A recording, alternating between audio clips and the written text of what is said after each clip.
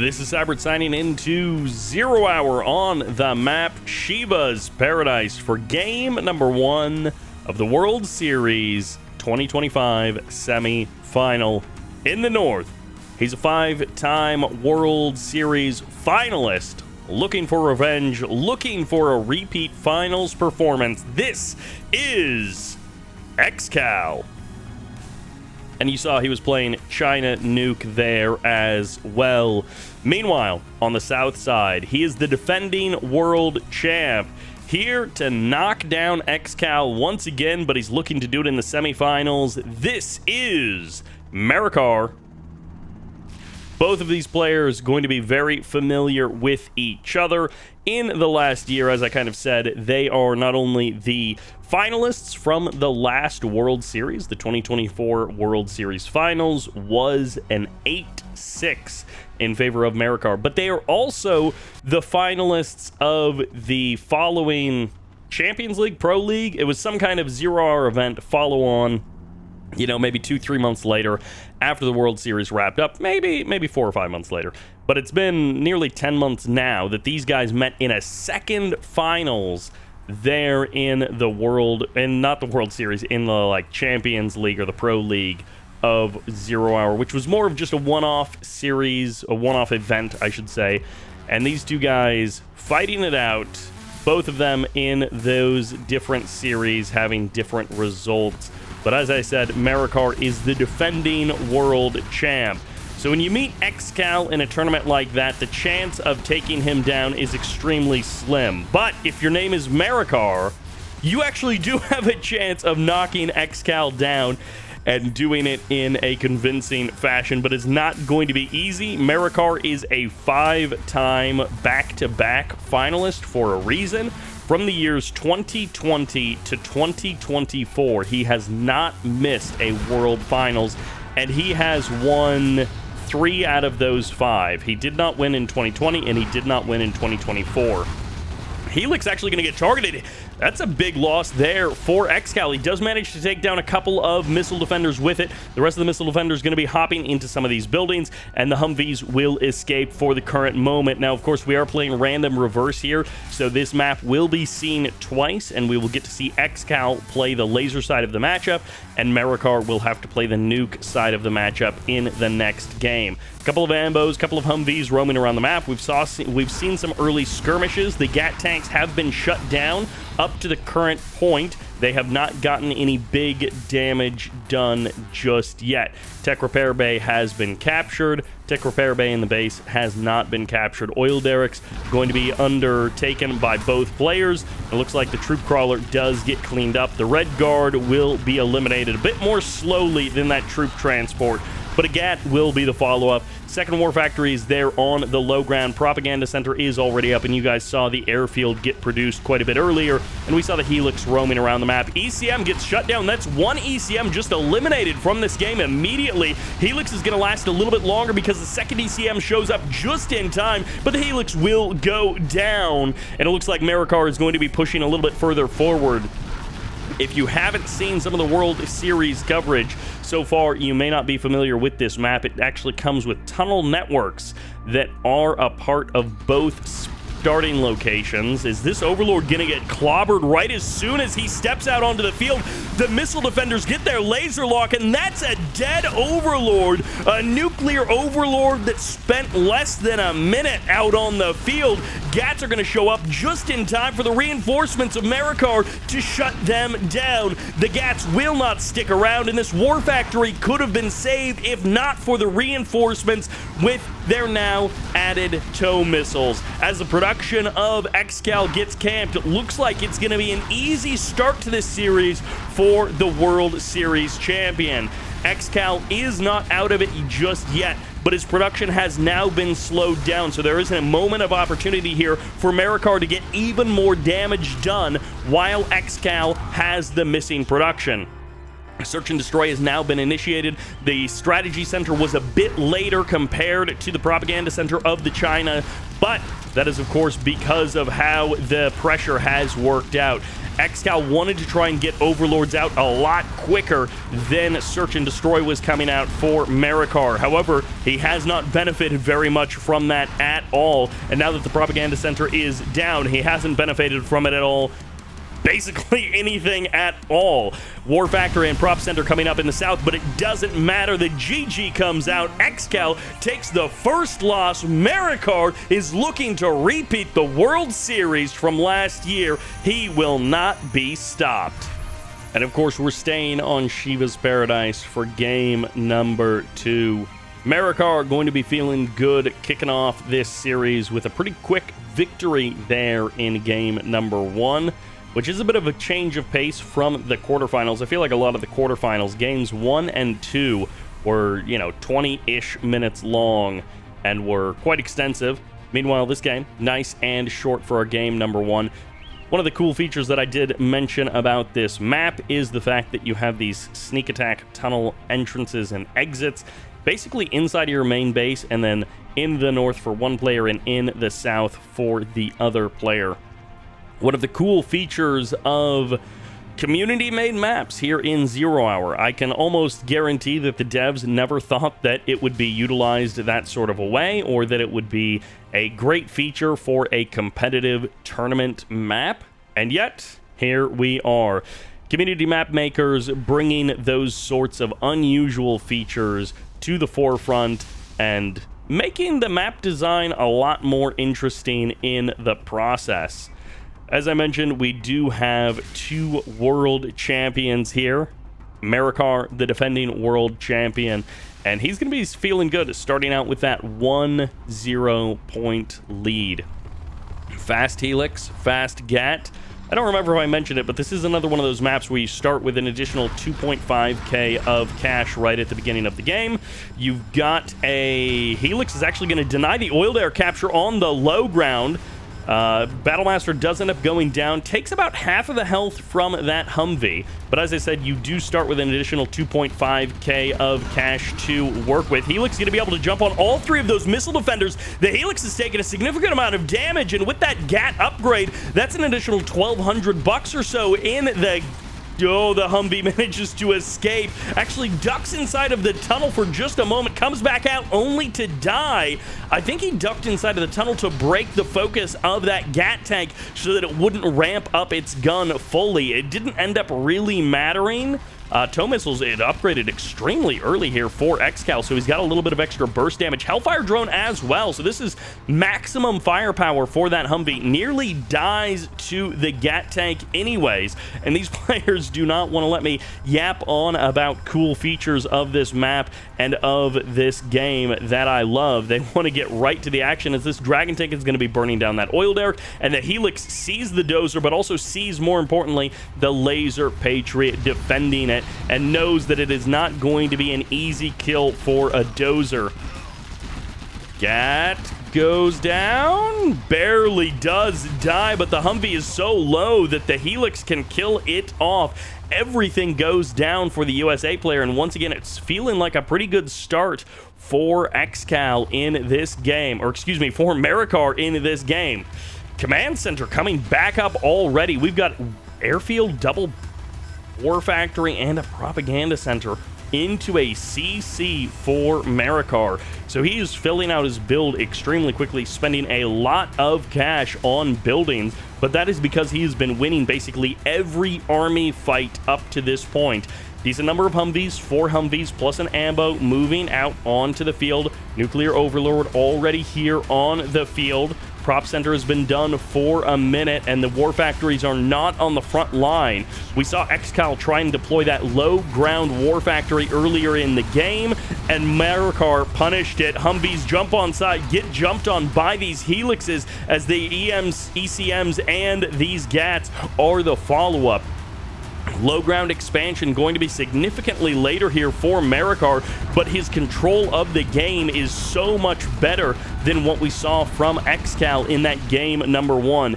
Don't count the USA player out just yet, but this is a great setup for Marakar so far in this game. Excal moving across the bridge. 4 Humvees and an ambo, still has a Hellfire drone mixed in there, but these two armies going to be sort of passing each other. Is Marakar actually going to make the full retreat back to his base to try and shut down this attack, or is he just going to continue on to the other side of the map? Helix is taking some big damage early. Missile defenders having to eject out so they can try and get the laser locks, but no, the Humvees decide to re-rally them and get on out of the range of those Overlords. Laser tanks are out onto the field. A surprise visit, but a welcome one for sure, as the Humvees continue to kite on the north side of the map. A Humvee going to be sending out those missile defenders. There's the laser lock. 3 missile defenders will manage to get the laser lock and shut down that Overlord. 2 missile defenders trade their lives, and more supply trucks will be going down. Marakar pulling back from the front line as the GAT helping to clean up this army, but he's just going to be shooting that Hellfire drone from a distance. Marakar is going to have to let these buildings and couple of units die on the edge of his base while he prepares his defense.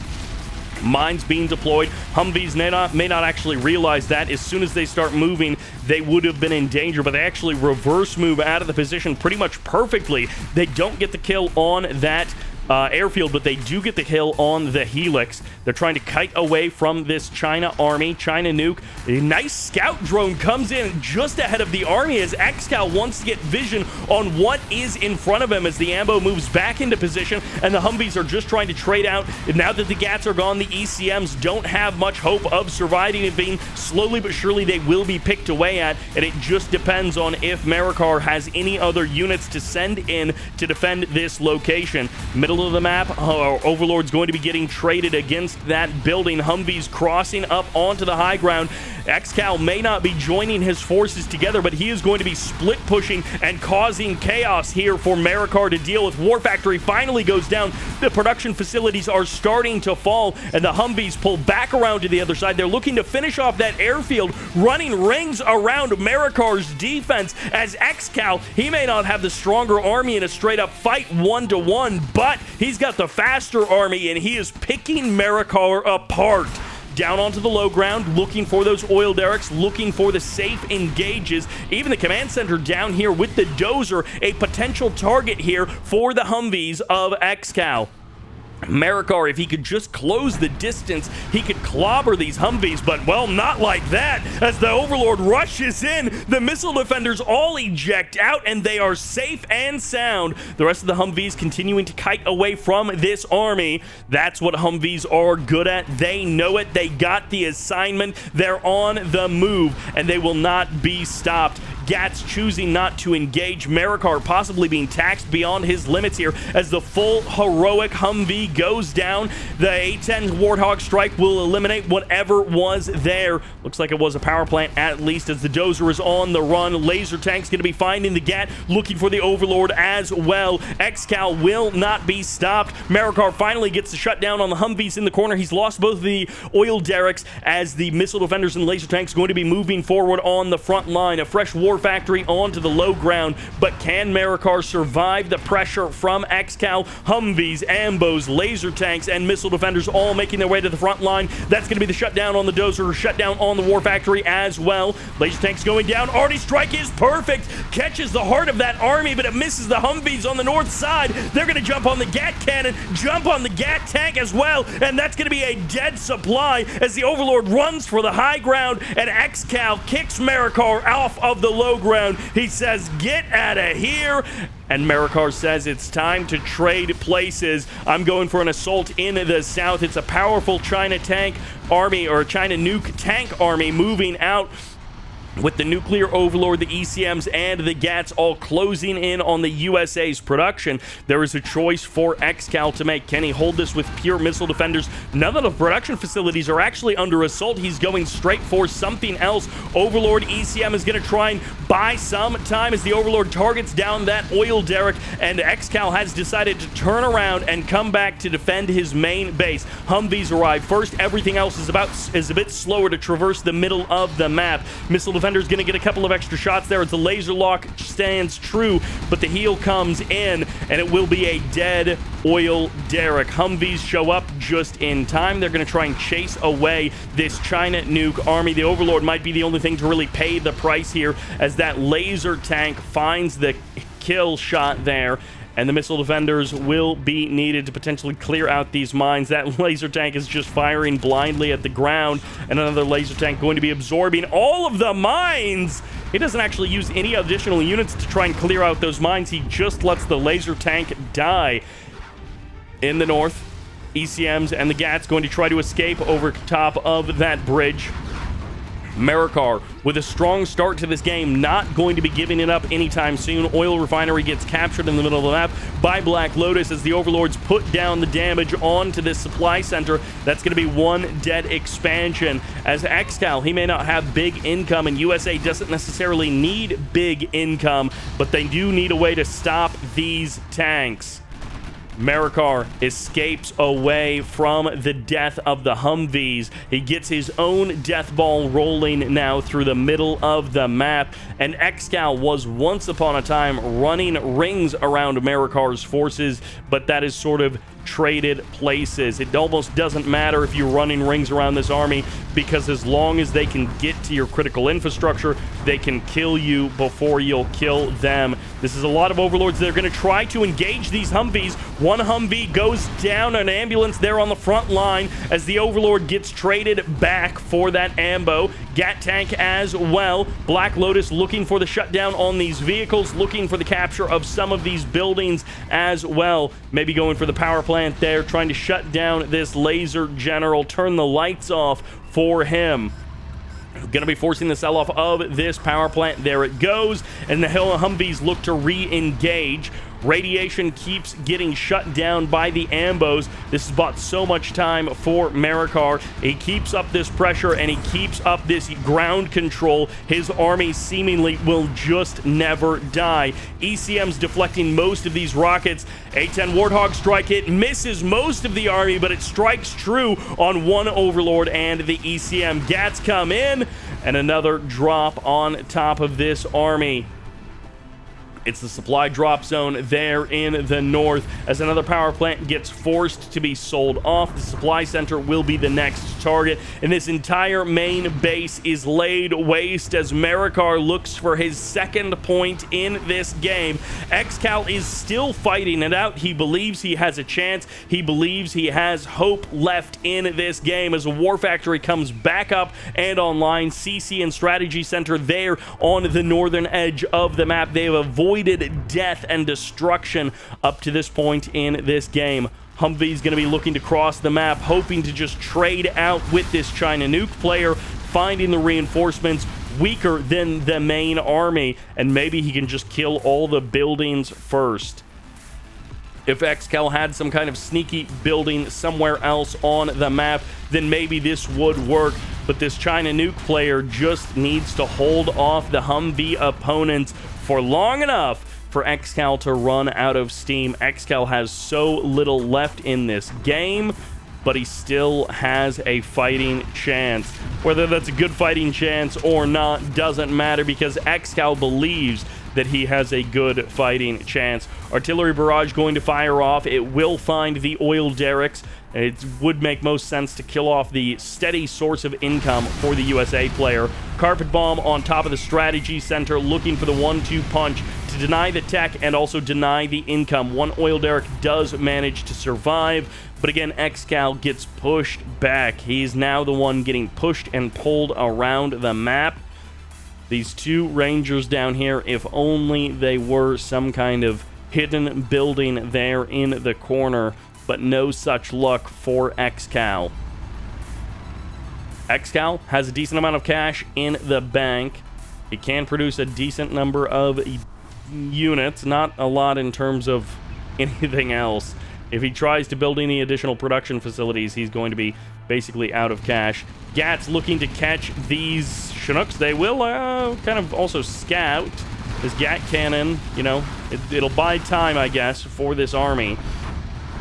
Overlords and ECMs moving into position. War Factory will be the target here for Marakar. The production of the USA is about to stop as this War Factory gets targeted. The barracks as well. Goodbye to the production from the USA General. A third group of tanks moves in on the north. The dozer gets shut down. Marakar, he may not have any dozers, but he at least still has a command center. Excal, he's got one dozer, but he doesn't have much hope left in this game.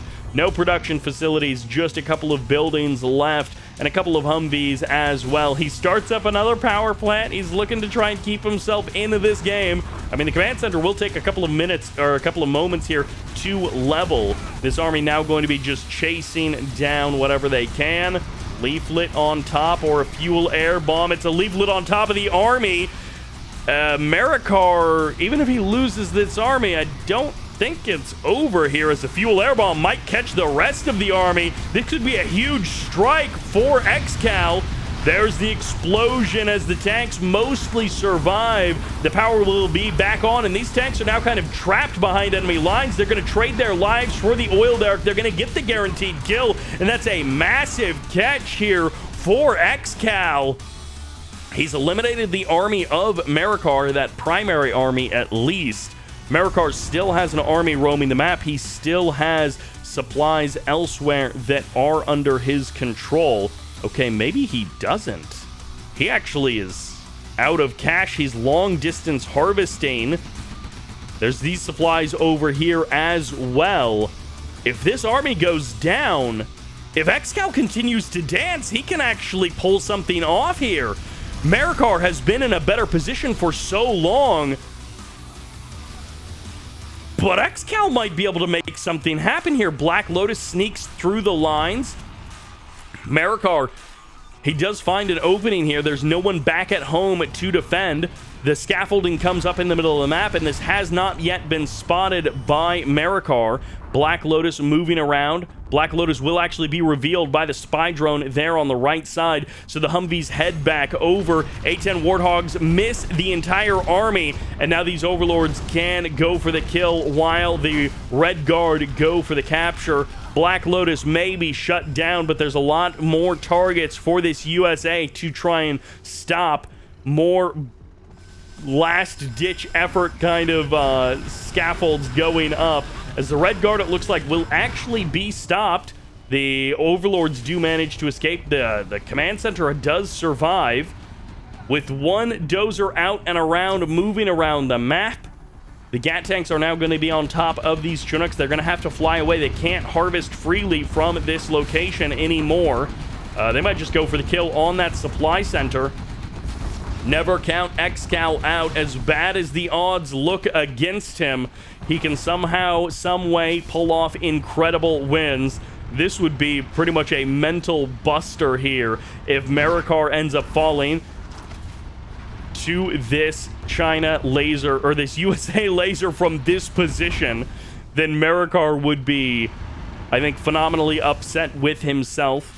He has beaten Excal in the past. He can still rally back and get the win, but ending in a 1-1 position from here would be incredibly frustrating. Humvees continuing to kite away from this army. The cash flow has just basically stopped for both players because the oil derricks have been eliminated. Oil refinery is still up and running.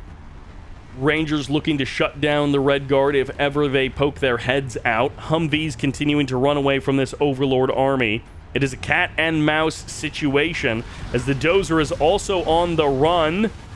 Cluster mine, EMP, and no, the cluster mine was a moment ago, and the Humvees managed to evade it, so the shutdown actually only hurts the China nuke in this case.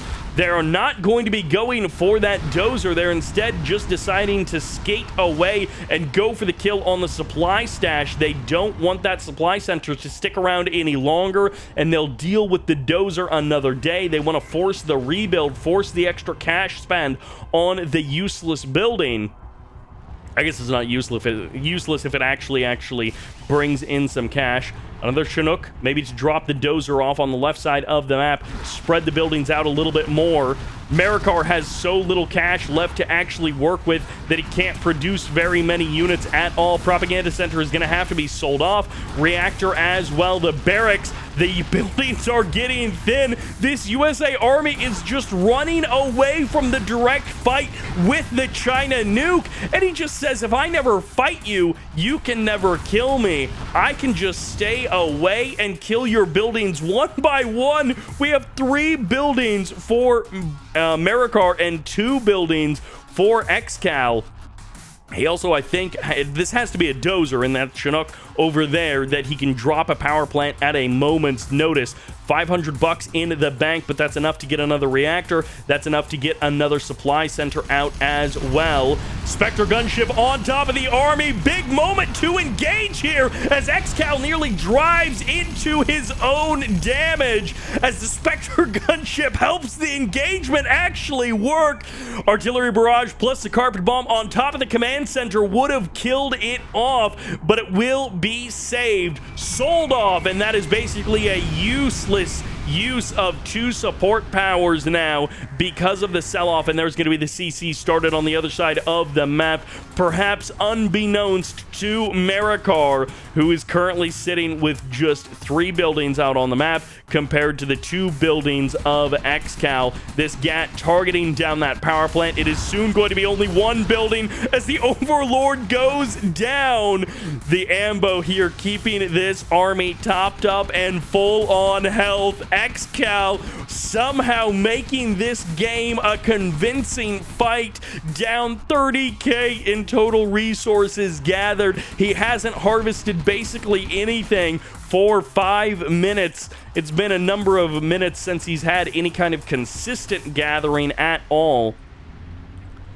Command center in the south now going to be spotted out. Excal saw that one earlier. Cluster mine on top of the army does miss. Does create a more difficult position to try and engage this command center with, but they find the angle and they find a safe way to kill off the CC of the China nuke. 3 buildings left, down to just 1 for Excal. The command center there on the left. He might just go into the corner. Black Lotus might. Ooh, Black Lotus. If she gets spotted, then the Humvees will cross over. Fuel air bomb coming across the map, looking for this supply center. More cash gathered every second. Might actually get all of the trucks as well. Big explosion catches everything as Marakar starts another building somewhere else. He's going to find himself now down to just 2. Not actually sure where his dozer is. There's the command center. There's a war factory as well. Black Lotus roaming around the map looking for the sell-off, the forced sell-off of that CC. Excal doesn't have really any cash left in the bank. I think this Black Lotus might just get the win. Oh, the Humvee moves into position. Another Humvee coming back. So the mines from earlier, the mines find the kill. The ammo goes down. These Humvees now stand alone. They're looking to fight against the GATs. The micro is going to have to be pretty much perfect here from Excal. Marakar doesn't have a lot of space to work with either as these GATs get pushed away and Black Lotus gets hunted down. Humvees roaming around. A-10 Warthogs are going to be the thing that breaks the ice. Strike comes in on top of that command center. Huge chunk of health gone. 2 buildings out on the map for Marakar. 1 building out on the map for Excal. Tunnel network down there for Marakar, but the other side has been deleted. Humvees trying to move into position. They're actually going to force the sell-off of that war factory. So a little bit of cash back into the pocket of Marakar. Excal just continuing to dance around endlessly. These 2 guys so evenly matched in so many ways, and you're seeing why just right here, right now, as the leaflet is on top of the army and the Humvees moving in. The Overlord goes down. GAT number 1, GAT number 2 as the carpet is the retaliation, but the China nuke just won't find it. Excal will not be denied his chance at the finals. Excal wins an incredible game number 2. And now you see why these 2 are both finalists, both world champions. Marakar, the defending world champion. Excal, a 5-time back-to-back finalist. Playing the purple, rocking the GLA vanilla in the north. This is Excal with an absolutely bangerang game number 2. Looking to get his mojo back, playing the GLA demo. Give it up for Marakar, the defending World Series champ. And I better get the intro stuff out of the way quickly because GLA versus Demo GLA could be absolutely insane very, very quickly. Huge thanks to the folks who organized this tournament, Jazz and Phoenix in particular, MP3 and CNC HD for uploading the replays to the gamereplays.org replay section. That's where I got all of the games for this event. They had it nicely organized, but Jazz and Phoenix, 2 of the organizers. I'm sure there are lots of other people involved in the organization of the event. Huge thanks to all of them. And then, of course, a huge shout out to the sponsors of this tournament. $25,000 total prize pool for this event. A little bit more than $25,000. So huge thanks to the folks who donated. And we've got, of course, Terror and Tech RPGs crossing the map. This is going to be a dead supply on the north side. Goodbye, as the technical gets clipped wings there as well. It's going to be a little bit of a trade down on the south side. Excal doesn't have the same level of success with that first strike as Marakar did. Some slight variations coming in here from these 2 GLA players. They are both masters of virtually every faction in this game, every matchup in this game. They're also both masters of knowing what the other guy is going to be doing, but these technical terror fights can turn crazy in a moment's notice.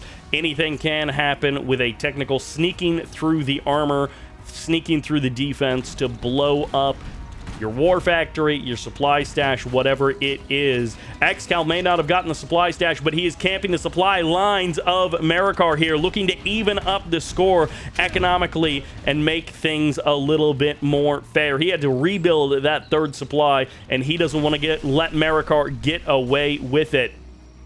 Tech might get trapped here. No, Excal does manage to escape with basically everything. There is a tunnel here on the north side of the map. Bunker as well present from Marakar.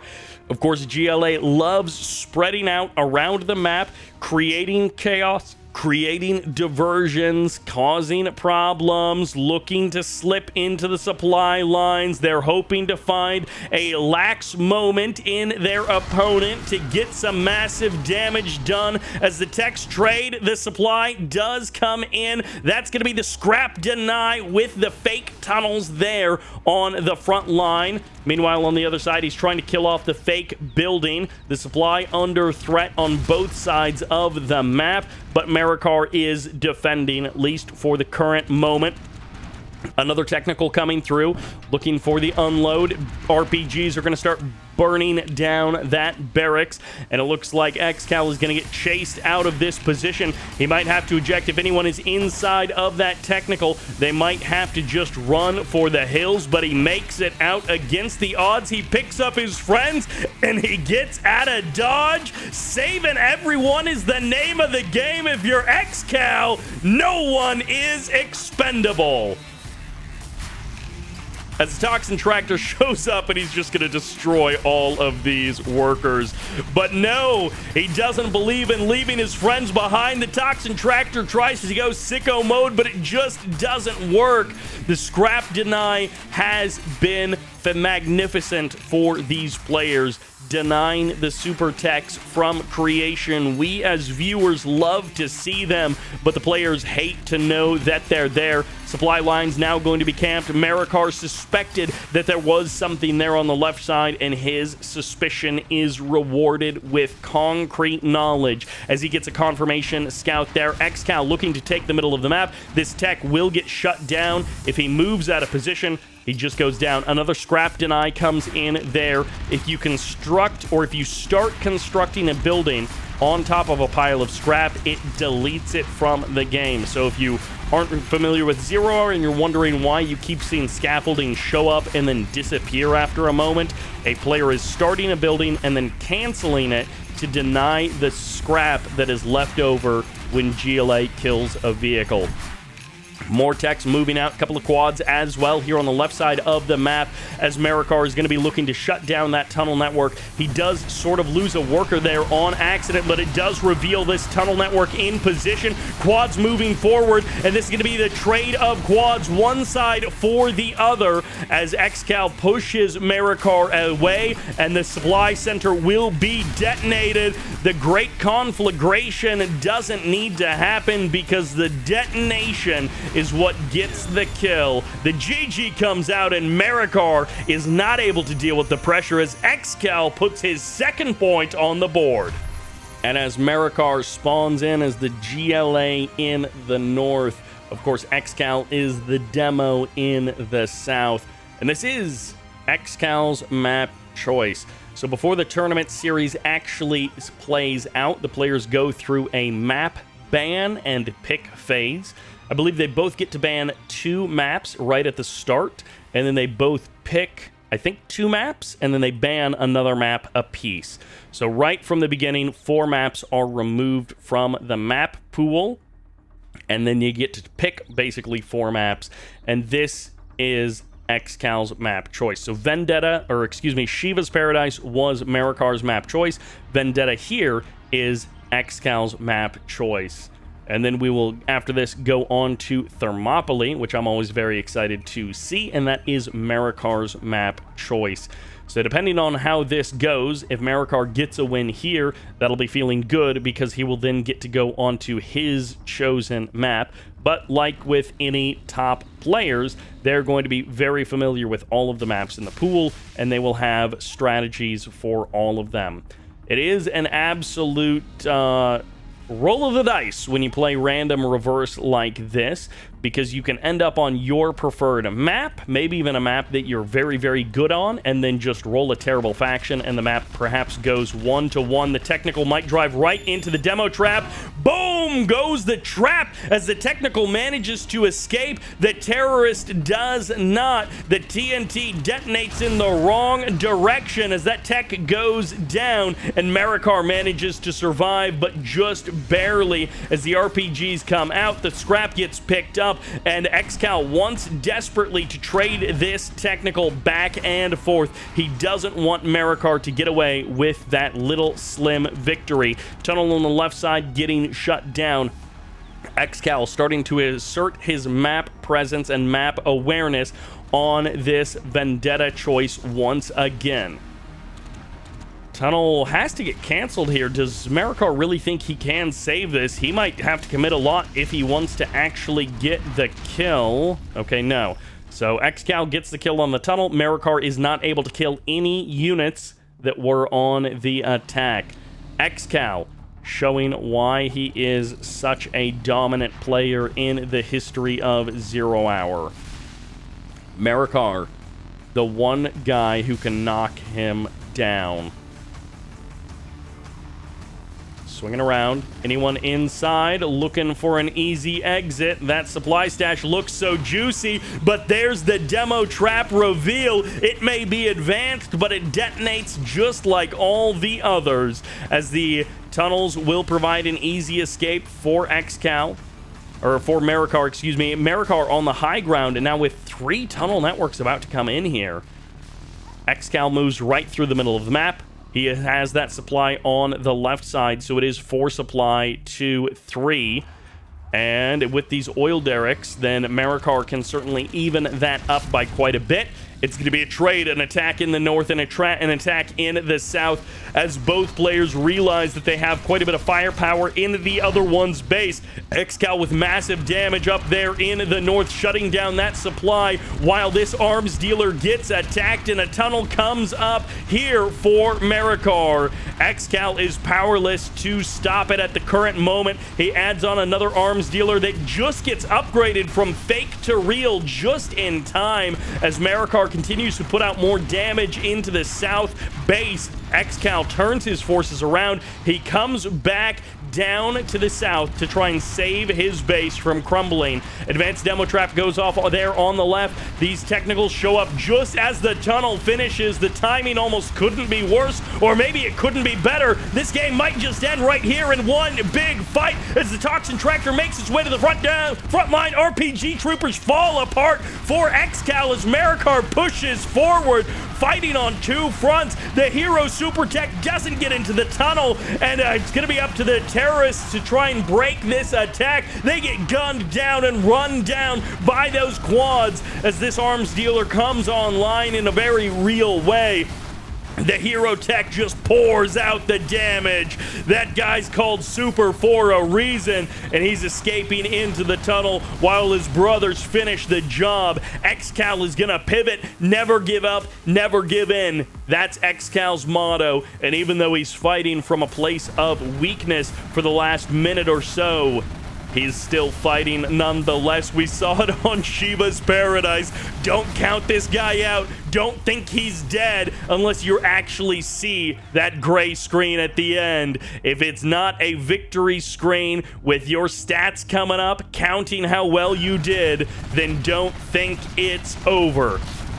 Supply on the left side gets re-scouted here by Marakar. He knows what Excal is up to. He knows the tricks of the trade, and Excal is not going to get an easy victory. The grabbing of these oil derricks is a great long-term play, and normally you would think that just wouldn't matter in a game like this. It might actually matter more than anything. Grabbing those oil derricks, getting that long-term income. Advanced demo traps could be the death of these quad cannons. One of them is fully heroic as Marakar's super demo or super tech joins up with this fight. Rebel gets inside a bunch of RPG troopers as well, and that's going to be a dead supply. Quads managed to avoid that demo trap for the current moment. Tunnel will be getting shut down. Excal in the north has a secret tunnel way up there along the edge of the map, and all of these workers get shut down. Marakar taking over more and more of this map. Surely Excal will not be allowed to get away with this one. As the game goes on, Marakar's income continues to grow. He takes over the supply of Excal. Excal's income continues to diminish until he leaves the game. The GG comes out, and Marakar evens up the score 2-2. And as we're here on Thermopylae for game number 5, it's the momentum breaker for these players. All tied up 2-2, playing the purple China nuke in the north. This is Excal. Meanwhile, on the south side, playing the cyan, rocking that USA Air Force. One of the most feared factions in all of 0 Hour. This is Marakar. His map choice as we spawn here on to Thermopylae. And I know that Excal is going to be loving the other side of this matchup. USA Air Force is, if you believe Excal, his favorite faction in the game. There's a number of factions that he's particularly good with, but USA Air Force, he said, is probably his favorite one in the game, and he will get to play it in just the next match. Maybe it'll be 5 minutes, maybe it'll be 50 minutes. You never know with these players in this game. Marakar ready to go. He has got himself the Humvees out on the field. Excal, China nuke. Dozer moving out across the map. Nuclear Battlemaster as well. Going to be spotting this Humvee. Early expend on the tow missile upgrade from Marakar. He does decide to get that out before the 2-minute mark, so his Humvees will have that upgrade forever, and the Helix is also out, moving around the map here for Excal. Chinooks waiting for their opportunity to step in if there are any tank hunters present for this China nuke. The lasers will zap away those rockets. That Helix just gets eviscerated.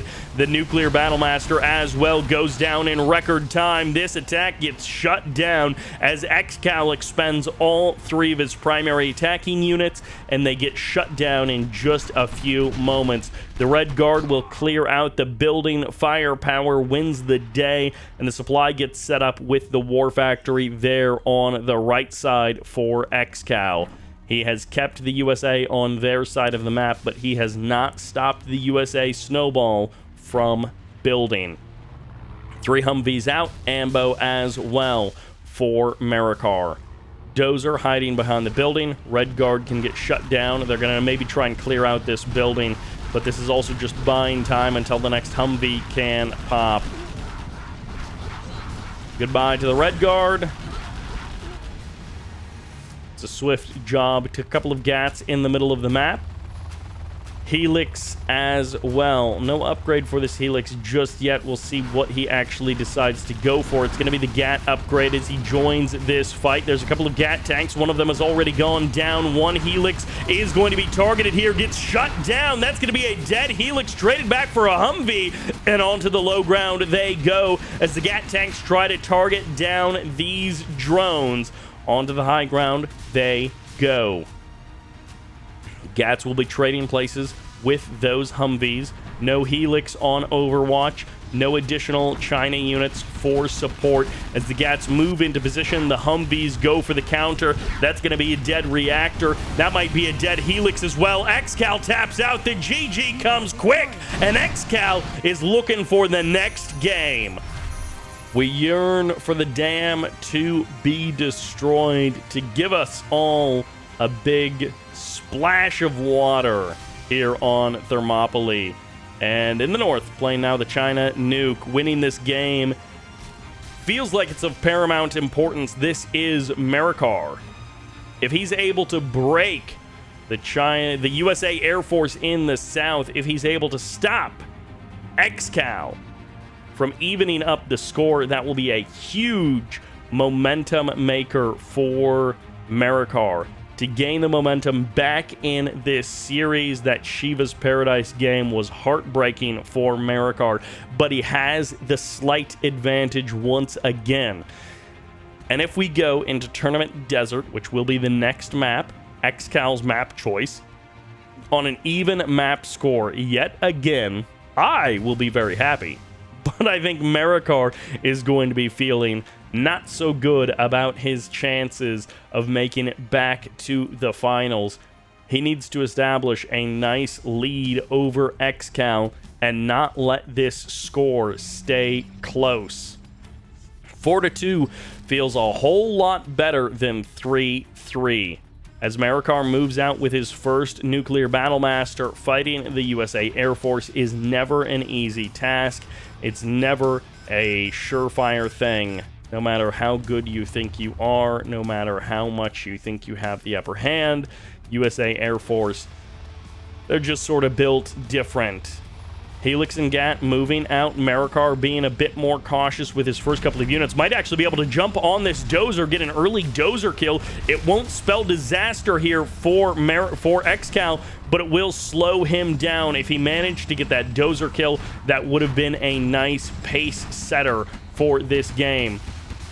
GAT's going to be chasing away those Chinooks, and hiding behind the power plant is perfect. Buys more time for this Battlemaster, gives him an opportunity to do something. What is that? It might just be drawing fire so this Gatlix can get into position. The Humvee won't go down, and the laser lock comes in. That's going to be a dead GAT, a dead tank, and maybe a dead GAT tank as well. One more GAT tank does remain. Hellfire drone will get the last shot, and that does land. More GATs coming in on the right side, but the dead Battlemaster tank, the dead GAT Helix, and the dead GATs do make this a much harder attack to pull off. This second wave still can get a lot done. There's a lot of firepower still in this China nuke force, but the snowball has started rolling. 4 Humvees out on the field, 2 Dozers still alive. Missile defenders get a laser lock, but that's only 10% of the health knocked off of that Helix. Missile defenders inside of this Humvees do manage to get a couple of shots there. Hellfire drones adding to the DPS of this army. Laser lock comes in nice and early. This is going to be a dead GAT, but how many? Nothing. One Humvee gets traded back for all that China nuke firepower, and it looks like this map is going to be traded a 1-for-1. Marakar is not out of it yet, but he has not stopped the snowball from rolling. He has managed to keep a lot more of his units alive for a lot longer than Excal did on the opposite side of the map. Dragon tank comes out, missile defender goes down.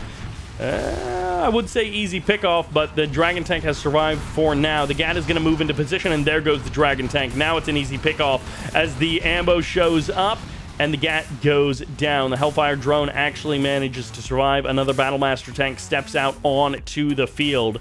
The China nuke gets the third supply up and running. Not quite fully saturated just yet, but it will be there in just a moment. Low army value fights for most of this game, but Excal is doing the exact right thing, which is kiting away from the China nuke army. And in this case, he doesn't actually have to wait very long, because every few seconds it feels like Marakar moves in with what turns into an ill-advised attack. Some of these attacks looks like they might be able to turn into something, but Excal always has the better unit positioning and the better unit control. He is not making mistakes here. And these attacks that Marakar is making, that Marakar is trying to execute, require him to catch Excal at a bad angle for Excal, and that just has not happened yet.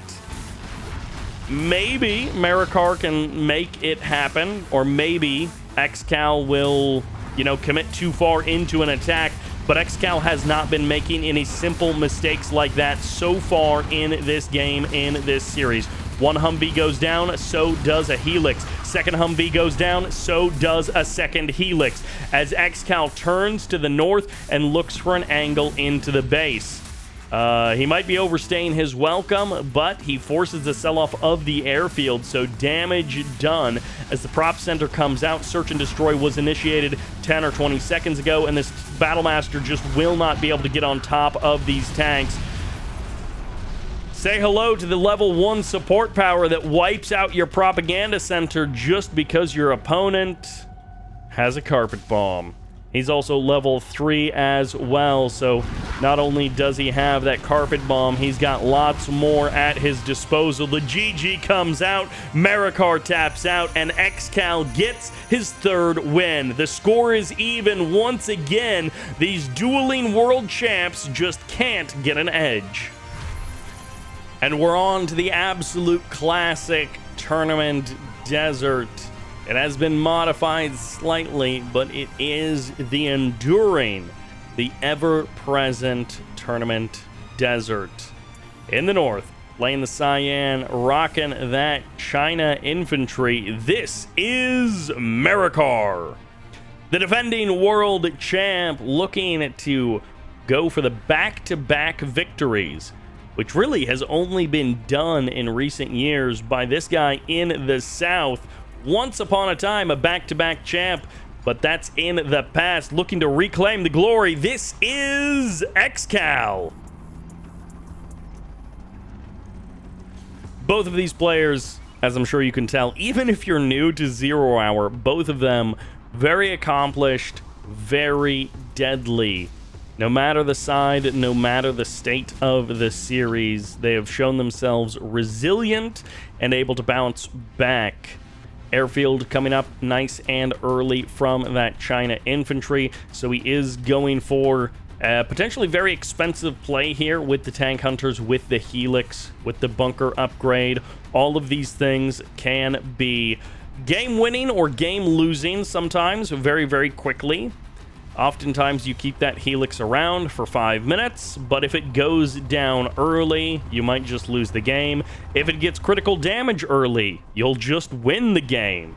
It can be one of those topsy-turvy units. You, of course, always try to keep it alive. You try to do as much as you can with it, and we have seen, even in this very tournament, the first Helix from the China infantry just wins the game.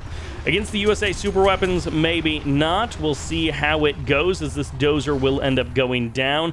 And Excal has not gone for a no supply kind of build. He's not doing anything totally suicidal here, but he might still go for something quite aggressive with all of these missile defenders right out of the gate. A ton of missile defenders. He might just be looking for the next game so that he gets to play the China infantry side of things. And, you know, this is the joy of random reverse, is sometimes you end up with the USA Super Weapons General, which you may not actually want, and you have to play it out even though. And you just know that you'll get the other faction on the other side, and sometimes you get that, the insta-kill on the air units because you've got the EMP Patriot. Marakar not paying attention, as that's a one-tap. It's lights out, it's low power mode for Excal, but that was pretty much perfect timing, unless you're Marakar, in which it was wrong timing by just a couple of seconds. And it hasn't cost him the game, but it has cost him greatly. War Factory is now up. Second Bunkerlix is roaming around the map. MiGs are out. This is China infantry that's not just going for a couple of helixes, but also going for MiGs behind it. Lots and lots of missile defenders are out roaming around, looking for a bit of presence, and of course there is a spy drone on top of that airfield, so every helix that comes out, Excal will know about it. Every MiG that gets produced, Excal will know about it. MiGs moving out into the middle of the map.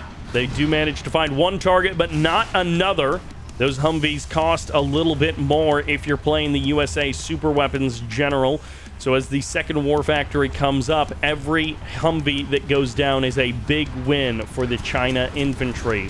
But every Humvee that survives is a big win for the USA Super Weapons. And okay, it is a very slow War Factory start for the USA Super Weapon, but other than that, it's looking more and more normal as the game goes on. He's not going to have the same ability to snowball quickly into the mid and late game. Excal, that is, isn't going to have the same ability to snowball quickly, but, you know, maybe he can still find the win here against the China infantry. Double Helix roaming around the map. Excal hasn't taken that critical damage early on. Humvee out. Humvee ammo is out. Avengers out as well. Helix is roaming around. I appreciate the early oil derrick kill there by Marakar. He does manage to snipe that very quickly. He's got the bunker on the other side of the map. Excal continuing to roam with his Humvee's strategy center on the way. Tank hunters will start breaking down those buildings. Safety measures by Marakar. USA Super Weapons, still a powerful faction. Maybe not as powerful as the other USA factions, but still a powerful faction. There goes that supply truck. Eliminated early from this game. Middle of map supply, no easy supply harvesting by Marakar. He got that supply up and running quite quickly, but after that, he has had trouble keeping the supply trucks actually alive. Excal spreading out his missile defenders even more. Will absorb a little bit of damage here from those MiGs. Finally, it looks like the oil derrick will be captured. A second airfield being added on for this China infantry there on the right side of the map. Dragon tank moving out. Marakar, I think, will have the... Actually, no, he won't. He won't have the element of surprise. Excal was ready for it. The laser lock comes out. The missile defenders go back into the building, and that's a complete shutdown of that Dragon tank. Additional supply center coming up here for Marakar, as Excal will get busted out of this building. Firestorm will burn it down. And now the middle of the map is a little bit safer here for Marakar. Excal still holds this building. He will have to wait a couple of moments. Marakar, that is, will have to wait a couple of moments before the MiGs are ready to go again. But he can clear out that building as well. And one by one, the buildings get cleaned out. Colonel Burton, he knows that the mines are there around that China infantry bunker. He doesn't want to take any chances trying to thread the needle there. Another bunker here on the low ground for the China infantry. MiGs off the deck, triple airfield for this China infantry. And Colonel Burton, even if he hasn't been spotted, he is being suspected. This unit movement over top of the USA Air Force is just perfect. Although that Patriot kills off 3 MiGs, and Colonel Burton will get the bomb plant on the oil derrick. So goodbye to your forever money, as those MiGs are now on the deck, and Colonel Burton is going to clean up 1, 2, and all 3. He gets them on the deck before he goes down, perhaps to the helix. Is he actually going to escape? He manages to just run away. The oil derrick goes down. The MiGs got cleaned up. And now Colonel Burton evades detection because this China infantry doesn't have anything out to see him. Goodbye to the dozer, as it will be traded, and the dozer might actually survive the burn. The burn doesn't take the dozer down. Stealth bomber comes in. This was meant to be a 1-2 punch, with the Alpha Aurora knocking down one of the dozers and Colonel Burton getting the other one before the CC comes up, but it just didn't happen. Here's the chance to try and come in for the second strike. MiGs are on Overwatch, and they don't find anything. The fuel air bomb misses, and the dozer does dodge the damage. The CC will finish. Marakar breathes a sigh of relief as Excal almost executes him out of this game, and instead he gets to live to fight on longer. Middle of the map gets clear. The MiGs feeling a lot safer with Colonel Burton dying and with the CC coming up. Even with a MiG being traded back, the middle of the map has been made safe for now. It's the slow play for Excal. You can see the USA Super Weapons General is a bit more cautious with these more expensive Humvees, Avengers, and Mambos, as the helix gets the catch. That's a dead dozer. There may be a CC out on the field, but you don't want to be spending your cash rebuilding those dozers if you don't have to. That helix has gotten its job done. Kills the Aurora on the deck. Kills the dozer as well. Another 1,000 credits wasted rebuilding a dozer for Excal. MiGs are up in the sky on Overwatch here on the right side of the map, looking for the big zap. These Avengers will find most of the missiles, but not all of them, as the Firestorm ignites, and that's going to be a couple of dead MiGs, but a couple of dead Humvees as well, as the artillery barrage will fire off, looking for a target deep in the base. The airfield might be the target, as the Aurora looks to get off the deck into the sky before those shells crash into the strategy center just behind. Airfield survives. Aurora returns to base. Airfield gets added on a second one here for Excal. Long distance harvesting for Excal through the middle of the map, as this helix will clear out that Chinook. The Battle of the Helicopters is won by the China infantry player, not by the USA Super Weapons. This dozer is going to get jumped on. Unfortunately, he couldn't stop the airfield from being deployed, but he might be able to get at the kills nonetheless. The airfield might go down, or these tank hunters will try to trade back with as many units as they can. They're trying to fight against the Avenger, which isn't working very well. I thought they would just go for the kill on the airfield, and the bombs get planted, so they're going to try and get the kill after they have died. They force the sell-off, which is good enough for Marakar. He's going to be losing these units anyways. He might as well get as much value as he can. Tank Hunters and MiGs both have a difficult time against a high enough Avenger count. The MiGs have the Firestorm that they can ignite, so they've got that going for them. This split of units is so good from Excal as the Spectre gunship comes in. The MiGs won't have anywhere to land. He tags both of these airfields with a little bit of damage as Search and Destroy comes online for the USA Super Weapons General. One airfield goes down, the other two still surviving for now. EMP Patriot making its way online. Listening outposts are finally here for the China infantry as well. Or I guess attack outposts, if you want to be specific. Airfield gets tagged by the Spectre, but it gets killed by the Warthog, as that USA player is not letting anything go to waste. Marakar moves forward. Supply centers getting targeted here. One of them very, very close to death. The Humvees, the microwave tank, the Avengers all going to be joining forces.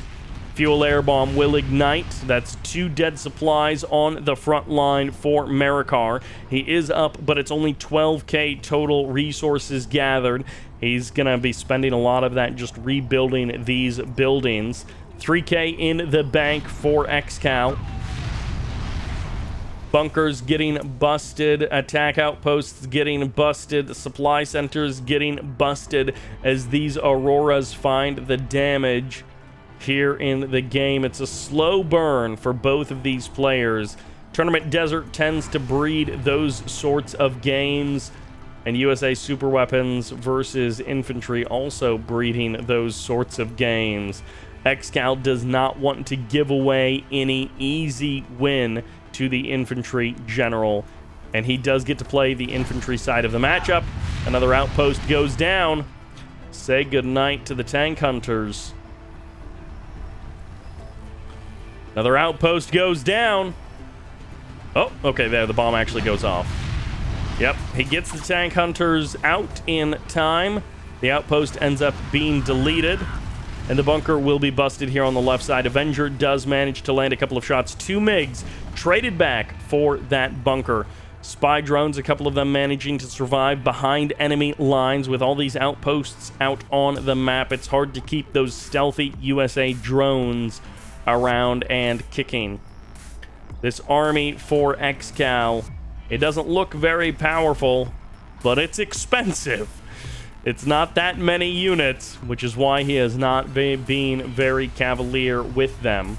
He is wanting to play this one slow and a very careful control game here from Excal. Marakar trying to leech as much cash as he can from the middle of the map will end up just giving away 2 supply trucks. Pathfinder makes its way over. Oh, that supply truck didn't actually go down. Auroras come in. Another couple of snipes. Another supply truck does go down. 1 dozer still remains on the Marakar side of the map. And the supply truck will end up going down. The Pathfinder trying to hide from prying enemy eyes. Excal, he's a 4-star general. Marakar is a 3-star general as the artillery barrage fires off once again. Aimed somewhere in the south. The strategy center, once again, the target, it seems. Oh, that's a dead helix. Marakar gets a little bit too far forward, which is easy to do because the range on the Avengers is absolutely insane.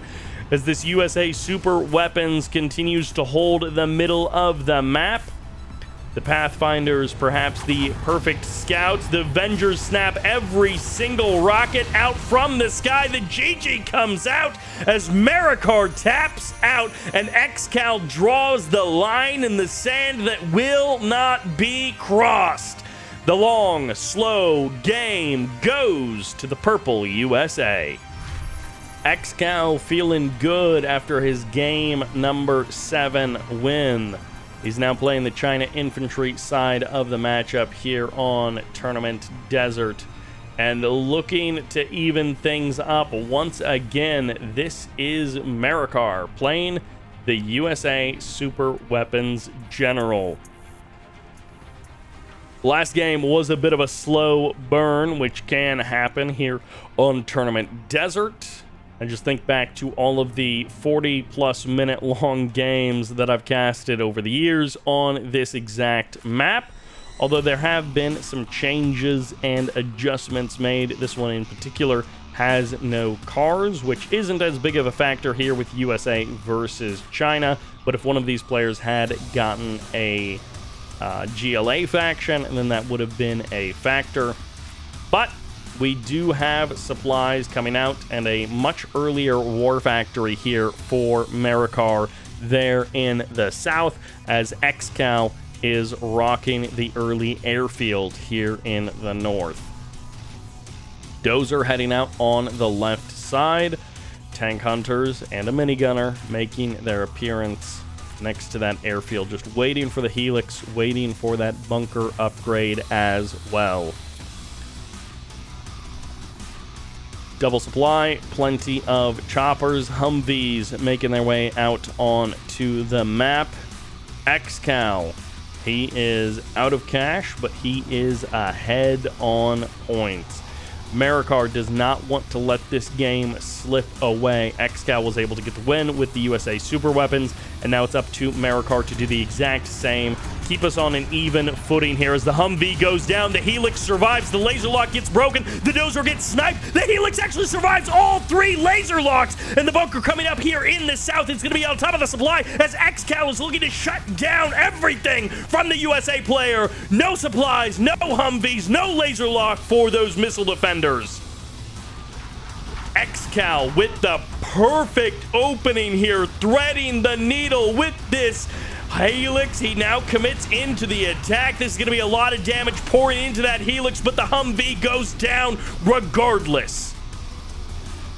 Missile defenders are here to defend, but who's going to stop the minigunner? Because you just can't win versus the China infantry. The GG comes out, and after 13, 14, 15 minutes, Excal puts another point on the board in just under 4. And we're here on Koju Akawa for game number 9. On the left side, playing the China nuke, this is Marakar. And this is Marakar's map choice. But fighting from a place of the better score, this is Excal. He managed to get both of the wins on his own map choice. And if Marakar can do the same, then we will be incredibly close to an ace match scenario. But Excal currently up 5-3 against the defending world champ. 2 nice wins there on Tournament Desert. And now we have a GLA Toxin Dr. Thrax versus China Nuke. Airfield coming out nice and early. 3 supply opener plus the war factory, in part afforded by the additional cash that you get at the start of this game. That stinger sight says, I think you're going airfield. Excal has predicted the early airfield of Marakar, and the first terror, the first technical, making their way across the map. This guy just kind of slow moving it as he is heading in for those supply trucks. Should be stopped by that Helix. We'll buy a couple of extra seconds for this tech to get in on the other side of the map. Worker and an RPG going into the building, and China Nuke going to be trying to stop this technical from going any further, and it will indeed be stopped. Goodbye to the tech terror as more stinger sights coming up. Nuclear Battlemaster moving in. Will be a dead couple of RPG troopers. Actually drives right past the RPG troopers. Does still get one of them. Scrap is denied as that technical tries to move in to capture the scrap from that tank. It gets denied by the China on the other side of the map. Building has been captured, but it looks like the Dragon tank will be sent to take that over. Tunnel network in the south, and this is going to be the oil derrick deny, both in the corner and here on the front line. The GLA player doing a good job of that. RPG troopers pop out. That's going to be a dead Dozer. Still 2 Dozers left here for the GLA, or for the USA, for the China player. I went through all of the factions before I finally got the right one, as that scrap wasn't denied, but the technical was denied from living by that Gatlix. Worker does get cleaned up. Tunnel Network will have to be canceled here, as Excal has a phenomenal 2 games in a row and a good start to this one. But the stability is coming in for Marakar. He's starting to push back this GLA player in every direction. Firewall might be kind of capturing these quads. Is he actually just going to drive his own tanks into the firewall? The Dragon tank does end up going down, so the quads get a little bit of value back for their lives, but the Tunnel Networks will now be stopped by these Battle Masters, and the Worker will be killed off. The radiation will poison the ground, and there will be no hope for that GLA. Technical doesn't get the crush on the Red Guard there, although the RPG Troopers may slowly kill off one of the Red Guard. Nope, the Helix does save both of the Red Guard from being shut down. Oil derricks finally under the control of the China nuke player. If only they had nuclear Red Guard to add to their arsenal, but they don't. As the Tunnel Network comes up on the high ground, it's going to be double Tunnel Network plus this Civ structure here. You need a Dragon tank to break this position. Battlemaster takes a couple of extra shots there, and the Battlemaster will buy a little bit of time here as he explodes on top of this army. Maybe buy some time for the Helix, or maybe just signals the death warrant of that Helix. Building gets broken open by this fire tank, as this flame tank will continue to burn down this location. Marakar puts the heat onto Excal, and Excal is getting cooked here in game number 9. Don't count him out no matter what you do. You look at that army value score and you say, wow, Marakar is super far ahead, and he's pushing forward down this hill. And then before you know it, Excal manages to pull out like the sickest tech drop or some kind of terrorist explosion that just upends the game in a way that you were not expecting. Supplies getting shut down. It does feel like Marakar is in complete control of this game. GLA can be a slippery faction as they move around the map. Battle buses are now out. Gamma upgrade should be coming in soon for these rockets to do even more damage. And China has taken over the first 5 minutes of this game, but don't count him out. Supply center in the south. The stash is up and running for the GLA player. Has a couple of workers working away at it. And these tunnel networks in the south going to be cleared away. I love this move by Marakar. Not leaving any openings, not leaving any opportunities for the GLA player to sneak in a knife to your back. Excal is so good at that sort of stuff, but Marakar is sort of drawing a line right down the middle of this map, and he's saying you will go no further. Quads and a couple of battle buses going to be popping out. Gamma upgrade has come in, so these rockets do hit harder. If the rockets hit at all, they do that bonus damage now with that upgrade, so these battle buses become even more powerful. They can still be trapped and killed, especially with the ECMs out on the field. Artillery barrage going to be firing off. Cluster mine on top of this tank. Going to be the China trying to secure this middle of the map position. Jarman Kell gets the snipe. Speaker tower. Overlord does get shut down here as the buses come onto the front line. That's going to be another dead Overlord waiting to be picked up. The scrap gets claimed, and this is a full shutdown of the China attack started by Jarman Kell's snipe heard round the world. Overlord gets claimed by the GLA. Excal loves stealing units from his opponent. And as the Helixes come back in, they get pushed back by the RPG Troopers. They thought that was a dead battle bus. It is not. It is teeming with life, toxic life, to the China nuke. Radiation isn't the only poison in these lands. And if this Overlord just drives over those mines, that'll be the funniest thing to happen in this series, as that artillery platform is looking for the shots, but I think it's just getting blocked by the buildings there.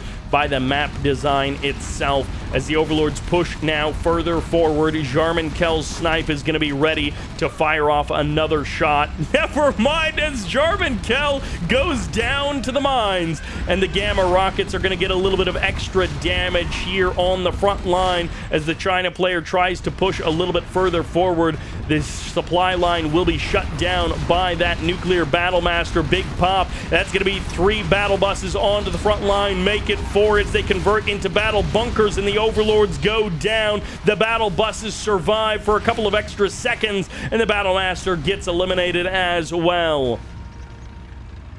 Excal holds the line. Marakar tries to say you will go no further, and Marakar holds the line in the north, but the south belongs to Excal, and Marakar has been unable to root out the GLA.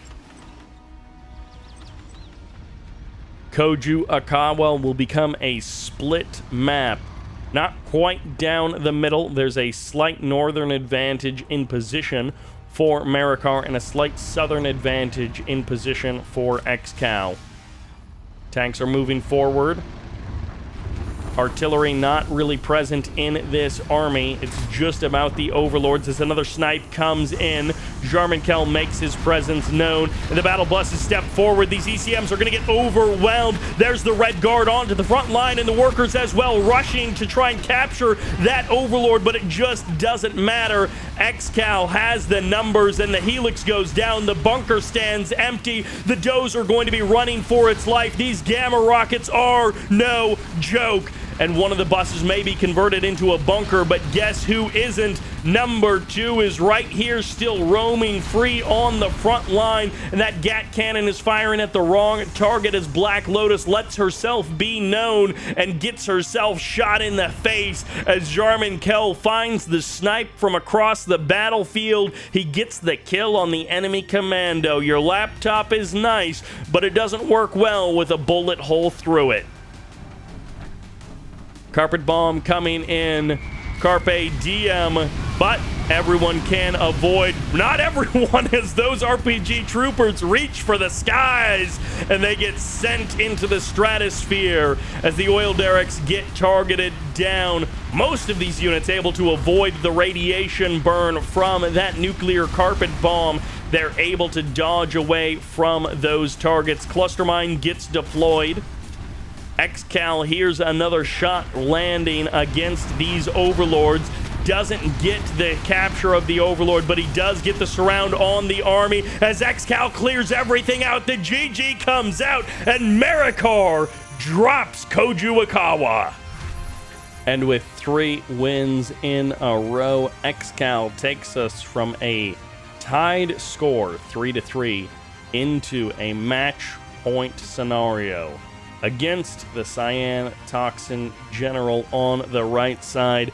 He is the defending world champ, now fighting with his back against the wall. This is Marakar. Rocking the purple and making it look easy. 3 games in a row. This is Excal. The first 6 games in this series completely back and forth. But then these last 3 games, sometimes by very slim margins, it has been all Excal wins. And we find ourselves in a 6-3 scenario. The last time these guys faced each other in a big tournament, the Champions League Grand Finals, it was an 8-2 to Excal. That was a best of 15. Here, it's a best of 13, and Marakar has no chances left to give. Excal has 4 opportunities to knock down Marakar, but the comeback has to start now for the Cyan Toxin General. Neither player is out of the tournament per se from this point forward because there is a bronze place match. This terrorist is just going to run into the mines and get eliminated as the technical fights against the Helix. He needs to get a little bit more damage done. He can't just die to the Helix now that terrorist has gone down. He does not even deny the oil derrick. The terror does manage to get into the building, but the RPG does not. It's not a good start here for Marakar. Excal didn't have a great start either there in that previous game, but he did manage to pull it back, got some critical units and some critical upgrades onto the map, and that's all he needed. Marakar might be in the same situation. There's the Stinger site, there's the Stinger site. Double, triple Stinger site in the early game, similar to what we saw from Excal. Marakar now moving in with another technical. He knows that those mines are there. He drops another terrorist off, hoping to make it through. He actually gets a supply truck there as the Helix is more focused on clearing the terrorist out of this building. He can get a little bit of damage done. The Dozer is on the wrong side of the war factory. Well, I guess the right side of the war factory if you're Excal. The wrong side of the war factory if you're Marakar, wanting to kill off that Dozer. The terrorist is running for it, hoping his TNT explosion can strike true to the heart of Excal. And he instead decides to go for the supply trucks, but he won't find either. There's the kill. Another dead terrorist out on the map. Excal doing a good job of holding down the fort, letting none of these attacks early on do significant damage.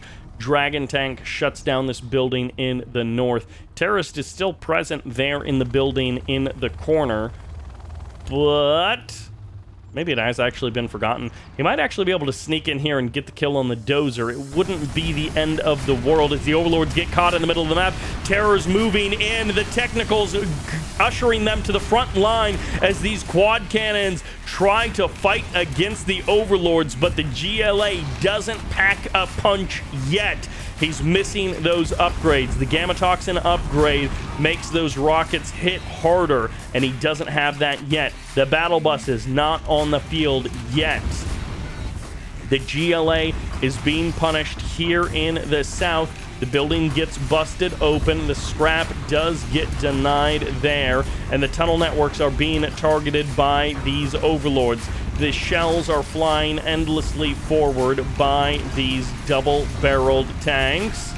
Terror does manage to get a detonation. That's one dead Overlord on the front line. Another Overlord is weakened. Marakar pops a couple of quads out. Tunnel networks end up going down, and the quads get back inside their hole. One of them gets frozen there on the outside, gets put to sleep, but he wakes up just in time to go underground where it's nice and dark, safe from the guns of the China nuke. Battle bus moving forward. Stinger sight gets shut down. Snipe comes in. No, not just yet. Black Lotus will go for the capture. Excal continuing to push forward. Marakar holding the ground in the north. He's got a couple of supply trucks up there, but one of them is a turncoat. Overlords moving forward. Where's the army? Where are the battle buses? Where are the Gamma rockets in huge numbers? I only see 3 rockets firing forward, and that's just not enough DPS just yet. Jarman Kell needs to step onto the battlefield and snipe one of these tanks, and then we need the follow-up, some kind of a 1-2 punch for the GLA. First battle bus gets converted into a bunker. A couple of Red Guard are here as well. Second battle bus gets shut down. ECM's deflecting a lot of the rockets, and there's still 5 Overlords on the front line. Excal keeps this attack going, 12k per minute, fueling the China nuke as Marakar's hopes and dreams fall apart. Excal pushes forward. Marakar needs a miracle to deal with this army. He needs more than a single snipe as Jarman Kell steps out, lands the shot, but there's so many Red Guard here ready to take the place. Excal has stopped the usurper, and he will not be kept out of the finals 6 times in a row as Excal advances into the top 2 of the World Series. Marakar will have his chance at bronze, but it's Excal who advances with excellence, and let's see who will fight him from the other side of the bracket. And we're back on Shiva's Paradise here for game number 1 of our second semi-final. The final 4 of the World Series will be put in their places. with this next best of 13. Who goes on to the grand final? Who goes on to the bronze place match? In the north, playing the blue China Vanilla, this is Lift Truck. Meanwhile, in the south, rocking the green, playing the USA Laser, this is Vivid. Vivid versus Lift Truck. Two difficult players here in the top four. They don't have the same pedigree as the other side of the bracket, but they are both strong contenders, and they both have what it takes to potentially upset either one of the world champions. Either Excal there in the grand finals, or Marakar there in the bronze placement match. Marakar not quite going to be working to defend his world championship title, but he will be working to place third in this tournament. And that means there are, like I said in the quarterfinals, no easy matchups left. Gat crossing the map. We already saw a Humvee get loaded up. Couple of missile defenders inside of it, as both players are happy to play out the first 2 minutes of the game relatively calm. The posturing has ended as the first attack begins. The Gat gets shut down. Vivid manages to get 2 early kills, nice and easy. The ambo prioritized here for Vivid ensures that he's got that mobile repair as he comes across the red guard inside of that transport. Humvee's going to try to escape. Doesn't take too much fire from those red guards, so he will be able to skate on away from the danger zone and look for a better target. Vivid crossing his way. Nope. Not going to head up to the high ground. Instead, will stay on the low ground, waiting for the reinforcements to join up with him. Oil refinery capture may be denied as the tow upgrade comes in for these Humvees. It'll give them a little bit of extra firepower here versus the China Vanilla. Supply center on the low ground being targeted. Gat being pushed away as well. There is a dozer here, but Lift Truck has 2 more dozers beside this one here on the low ground. First MiG strike comes out. That's going to be 2 MiGs managing to snipe 1 Humvee. Second Humvee goes down. All of the missile defenders inside as well get eliminated. This last Humvee, which has barely managed to survive, has no additional firepower inside and will fall to the next MiG. 1 supply truck goes down, but the supply center survives. Oil refinery under the control of Lift Truck, but only for a moment. Airfield there in the south, and another one coming up here in the main base of the China Vanilla. Avengers now out on the field. Missile defenders, of course, in good numbers for these Humvees. Okay, not all of the missile defenders have quite caught up with the Humvees just yet. Oil refinery still stands for a few seconds longer. Gat tank in the north could potentially... no, not with that laser defense there. Won't be able to snipe that dozer. Would have to trade his life for the attempt. Chinook shows up into the middle of the map. MiGs on overwatch way up there in the north. They may be looking for the dive. Command center has already finished up, and the laser defense will burn down. That's the power of the firestorm there. As the Humvees push forward in the middle of the map, they will knock down that oil refinery, and the dozer will be hunted. It's not the end of the world to lose the dozer at this point, but of course you don't want to be spending that cash rebuilding a dozer if you don't have to. Red guard once again getting shut down, and the dozer, well, the firebase will help keep the next one safe, or safe from the next wave of attacks, as the Gats are looking to put on a bit of pressure. But Vivid has a massive ball of Humvees. He has got his death ball rolling as the Dragon Tank is going to try and shut down the tunnel network there on this map. Dozer can be targeted here for the China, as Vivid has got just a massive army out onto the field. He's looking to go for a 1-2 punch. shutting down that supply center, shutting down the oil derrick as well, will limit the economy of the China by just a little bit. The tunnel network goes down, so no easy transport for these units anywhere else as Colonel Burton manages to skate by those dragon tanks. We'll head up to the high ground and look for a better angle into the base.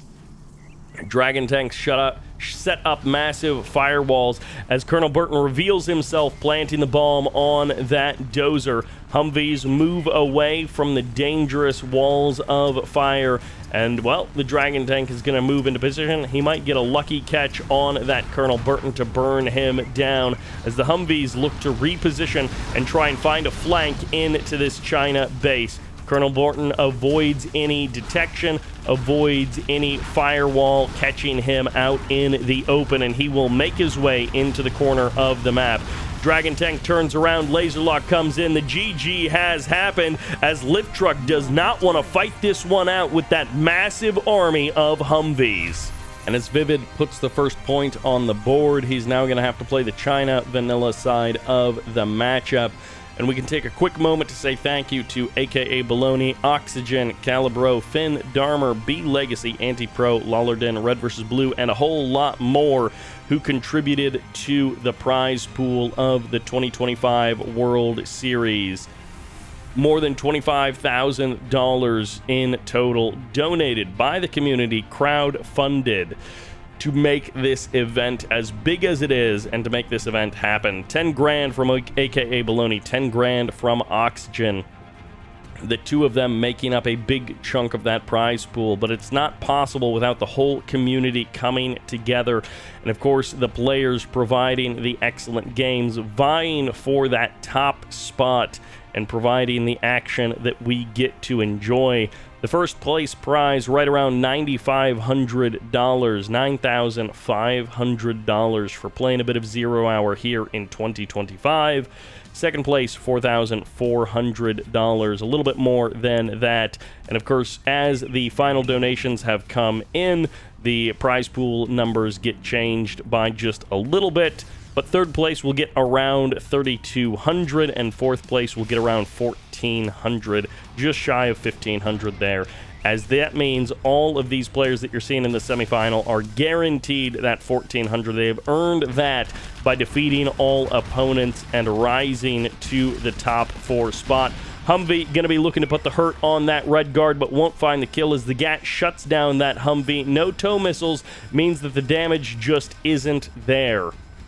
Vivid pushing forward, catches the dozer right as it emerges from that tunnel, and he's just camping on top of this dozer, blocking it from doing anything. He's going to go for the kill on the Rangers. One of them gets the capture. They both manage to get the oil derricks.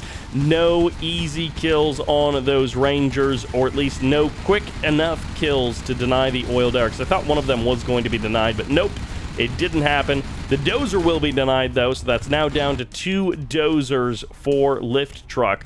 But, of course, when you start with that additional cash here on Shiva's Paradise, getting the extra dozer out isn't a problem. Keeping the dozers alive, that might be a problem here. As the Gatlix gets a catch on that Humvee, gets a kill on the missile defender as well. And firebases are good, but they just don't shoot up, so that Gatlix can clear out that firebase if he so chooses. Gat Tank manages to find his way into the back of the base. Humvee will spot him out, so Vivid will be getting shut down here, but this is buying more and more time for Vivid to move around the map. If he can shut down those oil derricks in the north, that'll limit the economy of the USA player by quite a bit. USA player is expecting to have these 3 or 4 oil derricks under his control, and if he loses half of them before the 4-minute mark, that will hamper his ability to put out that big Humvee army. Gats looking to cross the map. They're going to find a couple of tow missiles shooting their face as the Gats walk into a death trap there, and it'll be up to the red guard to try and clear out this fire base, but they just don't have the firepower. As the Humvees walk into a burning death trap, 1 MiG will go down, 1 Humvee traded back, and the second Humvee will go down to the 3rd MiG strike. Prop center coming up. Double airfield is on the menu for Vivid. He's looking for that air supremacy here in this China versus USA laser matchup. Dozer shows up. Dozer will get sniped there, but it looks like the Laser Patriot will survive, at least for now. The next bombing run might clear out that base defense, but another Dozer dead. Lift truck is still fine. May even have already rebuilt his command center. No, he's going for the strategy center instead. Laser defense helps hold down the fort in the north. And the time is short to cut down this Humvee army. One Humvee gets caught out in the middle there. Either one of these players making a bit of a misstep could spell disaster for their army.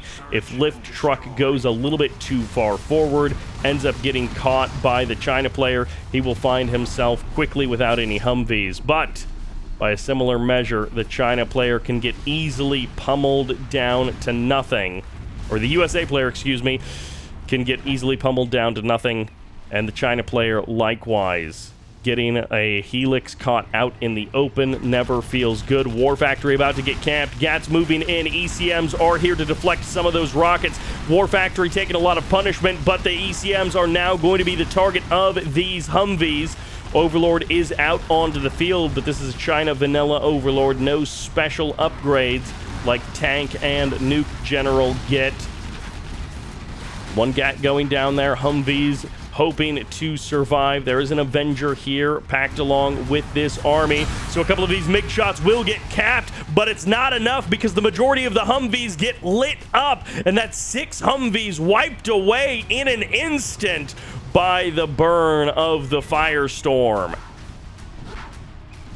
No Dragon tanks to quickly clear out this building. It'll have to be knocked down with bullets and with shells as the Humvees look to re-engage. Another Humvee going down. Vivid has not been able to stop the snowball from rolling, but he managed to melt that snowball with one big Firestorm. So the Humvees are now at half the number that they would have been if they hadn't been caught by those MiGs. The build of the USA has also been slowed down significantly by the Dozers being cleaned up. The command center is now on the way, nearly completed now, with no real threat going to be able to stop it from coming online. Artillery barrage will fire over, and it looks like the carpet bomb will be the 1-2 punch. I have to assume the artillery barrage is aimed for that corner, is looking to find another couple of Humvees get lit up by the MiGs. Another 4 or 5 Humvees going down. The MiGs happily traded back the numbers on the side of the China player in that instance.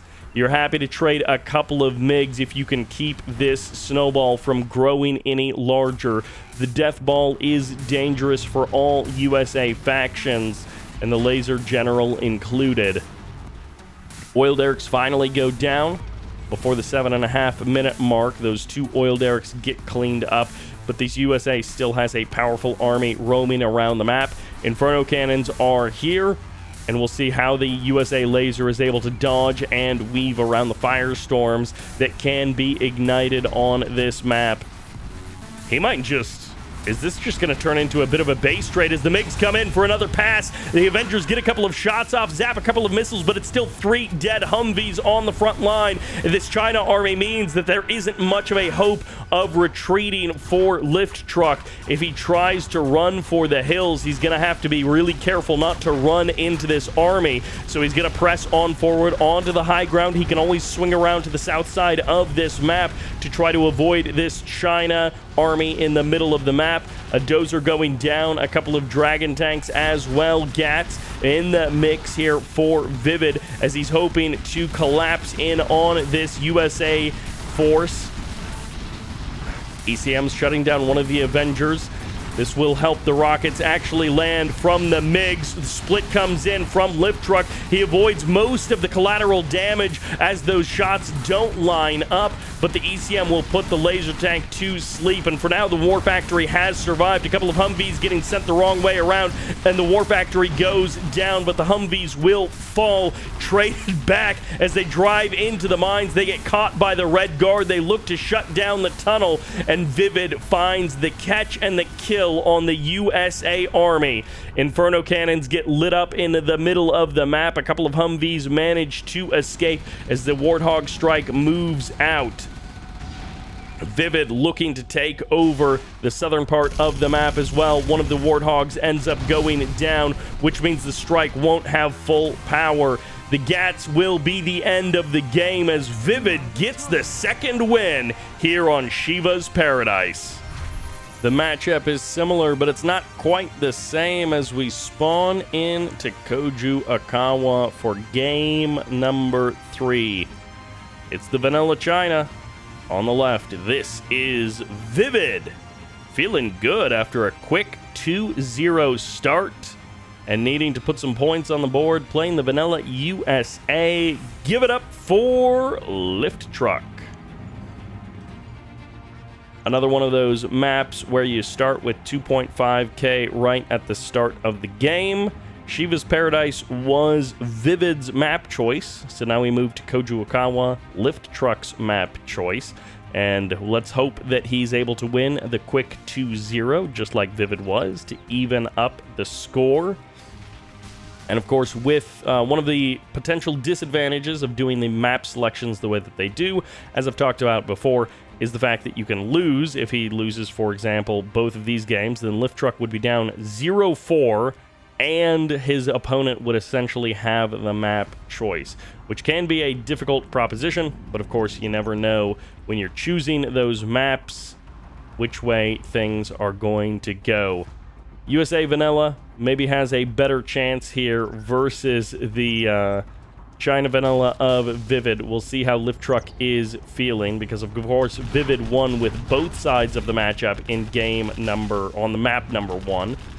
Laser Lock does get broken as it was targeting the far supply truck. So one supply truck will end up going down there, and a second supply truck gets eliminated by the Humvee. The Gat will find the kill on the Missile Defender, and the Hellfire drone might get the last shot. Nope, not in time. That supply truck gets back to work with barely any health left to his name, and the mines come up as well on that building. Airfield are now going to be added on. Of course, barracks and war factory already constructed for the China, and the third supply, or the fourth supply rather, down there as well. Because you have 2 supplies here in these small piles, you can get 3 supply up very quickly, especially with that 2.5k starting cash bonus, and then you can get that 4th supply down there. But of course 3 of your 4 supplies don't last very long, so that's kind of how things balance out. You can burn very brightly at the beginning of the game for a very short amount of time, and then the cash gets a lot more limited here on Koju Akawa.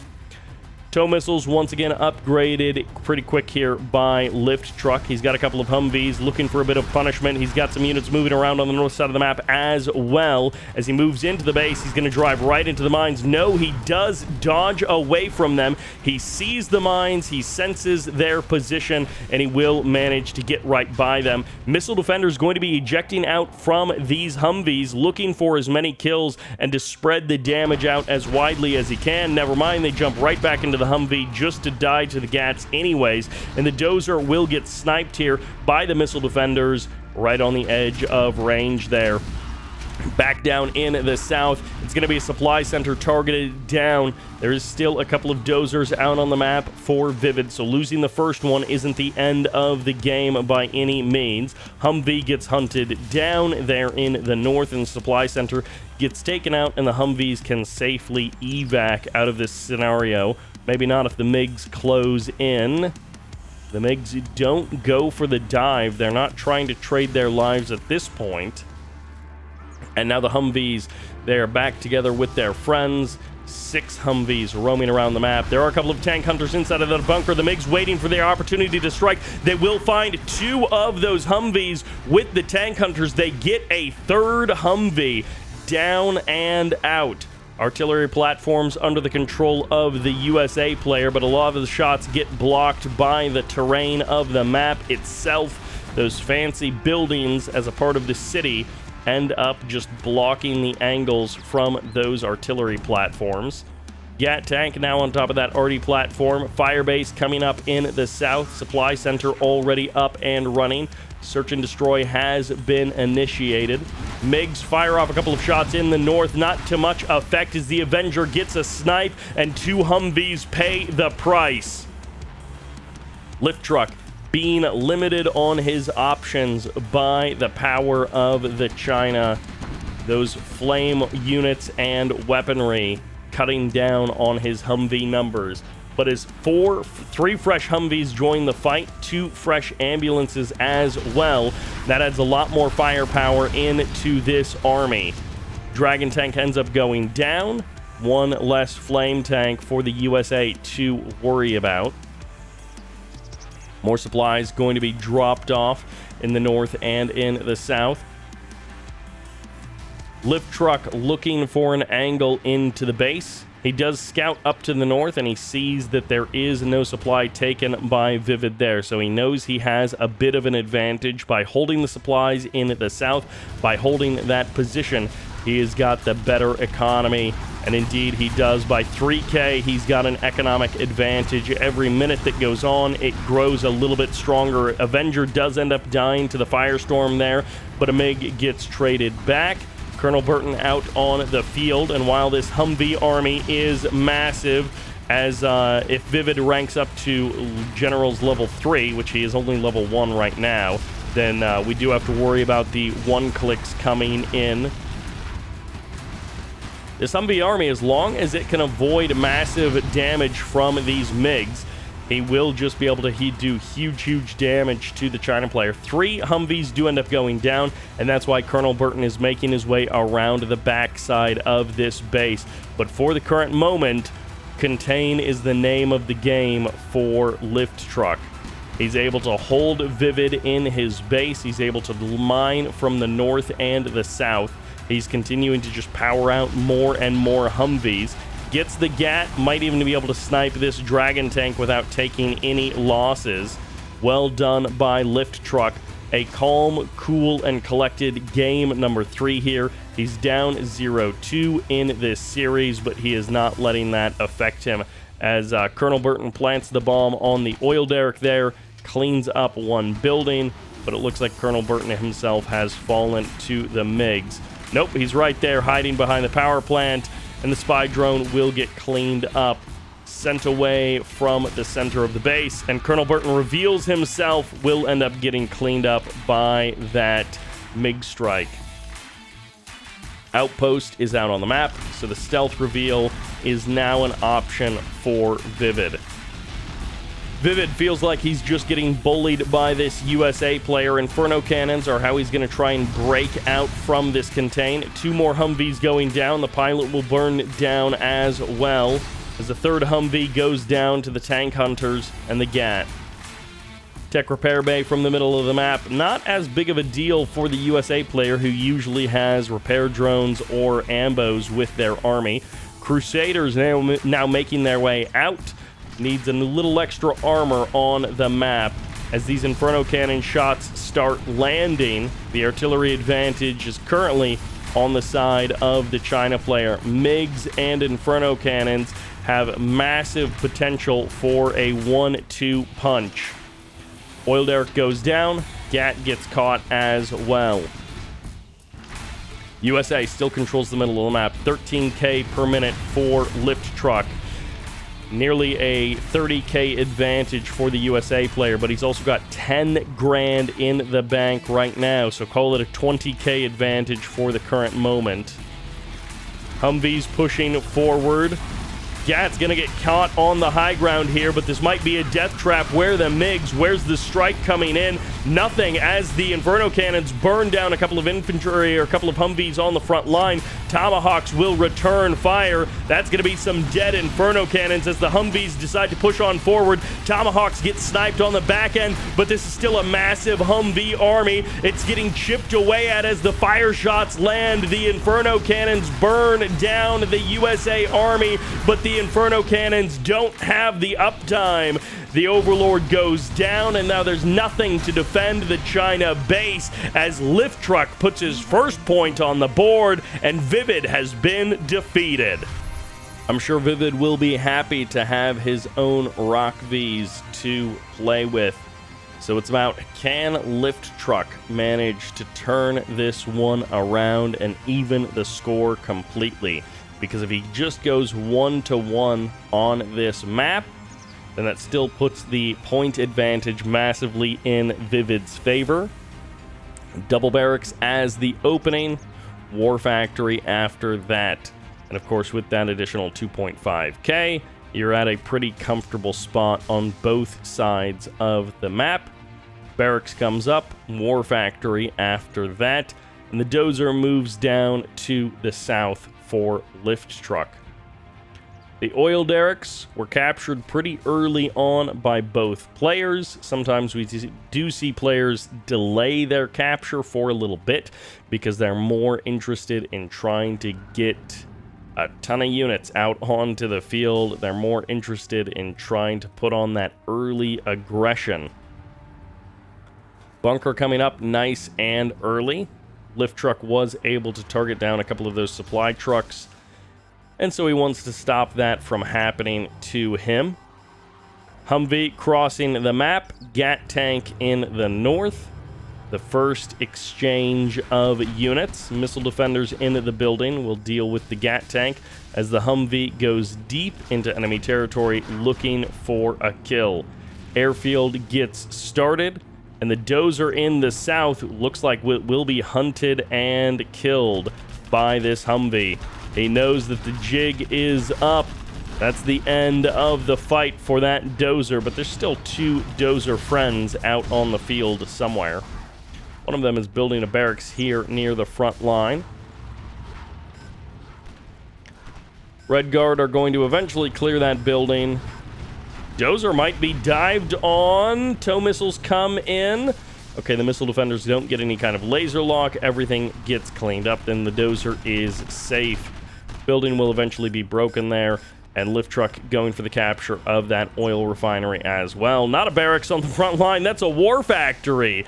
He's not going for a second barracks to add on. He's going for a second War Factory instead. MiG gets caught on the deck. Goodbye to this airfield as it's got 3 Humvees on top of it. A tow missile is good enough, but a Hellfire drone adds even more fire to this army.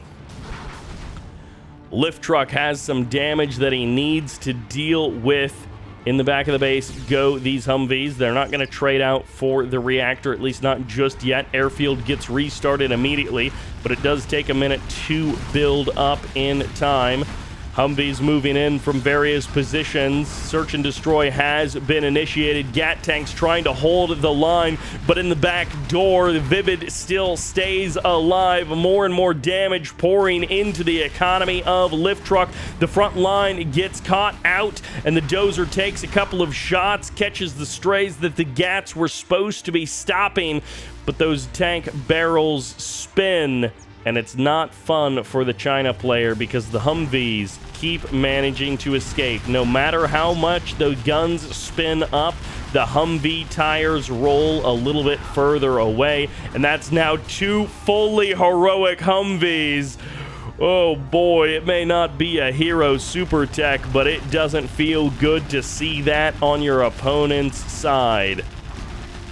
They might actually get caught trying to kill off this oil derrick. The Gats hoping to close in at the same time. MiG's getting caught trying to start a firestorm at the front door, but these arsonists aren't going to be allowed to end the game in one fell swoop. The Gats get the kills, and the Humvees in the north get caught.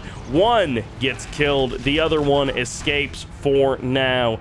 He might actually just push back over and try and kill off that oil derrick. He decides it's worth it to go for the kill on the oil derrick, but he won't find the damage. He drives out of the firestorm. He doesn't let it burn him down. He gets up close and personal with this oil derrick, and Vivid will find the kill. His economy starting to soar. 1 oil derrick down there in the north. 2 have been captured in the south, and the supply in the south being taken over by the USA player. Dragon tank moving forward, and that Dozer is like, uh-oh, I better get out of here. You can see the Dozer was aiming for the middle of the map, and the missile defender will get the laser lock, will get the kill on that flamer there in the north. Firebase coming up. Vivid, he hasn't hit that big critical mass of Humvees. Well, I guess he has in numbers, but they're not all joined together, and the Humvees that he lost a minute ago have delayed the death ball by a little bit. Firebase being deployed here on the low ground. No one has taken the tech repair bay just yet, but they both have their oil refineries there in the corners. Colonel Burton sets up a couple of bombs, does manage to get both of the oil derricks as the Gats are going to pull back from the front line. This will be 3 dead oil derricks for the China player and 3 living oil derricks for the USA player. The economy for the USA is about to soar even higher as the command center comes online. Vivid is a 3-star general and Lift Truck is a 2-star general. Both of them are looking for those critical level 3 general powers. We'll see what Vivid decides to go for. He doesn't have the easy early targets for those Warthogs to target. That's a massive MiG strike here. It's a couple of Humvees go down, but the Crusader stands tall against the Gats on the front line. The Firebase is undeterred. It continues to tick away, getting closer and closer to completion as the Gats will be targeted. An outpost is here on the front line, but this is too much firepower from the USA. Tank Hunters mean nothing. If you can't shut down the Avengers, you'll have to tap out, and Lift Truck says GG as Vivid puts his 3rd point on the board. We're back on the map Vendetta. The map choice of the green China Vanilla in the north. He's feeling good with his 3 points to his name. This is Vivid.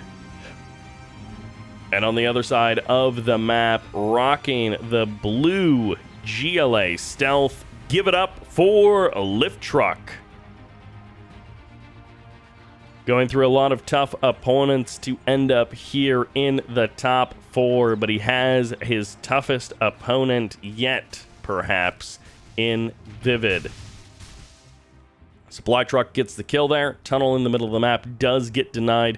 Shutting down these stealthy tunnels is so important in any stage of the game, but especially early on. You want to limit that GLA mobility as much as you can. And these players are, of course, a lot better at dealing with stealthy GLA tunnels than I am, but stealth is just annoying to deal with no matter who you are, what level you play at. And that supply truck will make its way all the way to the southern edge of the map. The tunnel network hasn't been canceled just yet.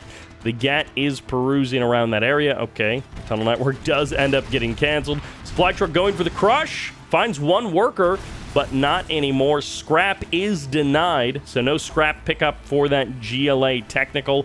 GAT makes his way into the base. Terror and a worker on the left side. GAT may actually end up finding both of them there.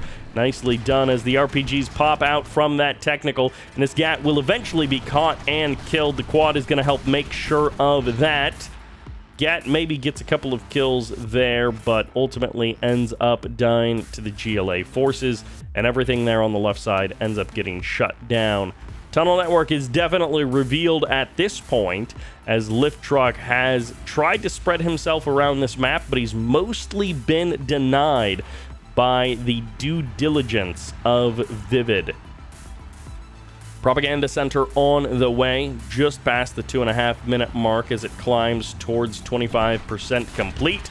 It's RPGs inside of this technical, going for the supply trucks. Might fire a couple of rockets at some buildings, but for the current moment, he's looking to disrupt the economy of Vivid, slow down the eco of the China player, because Lift Truck's economy is just a bit weaker, about half the income per minute for the GLA, at least right now. Flame Tank might get the clear on this building. Is Lift Truck paying attention? Not quite enough attention to get that RPG trooper out of the building early.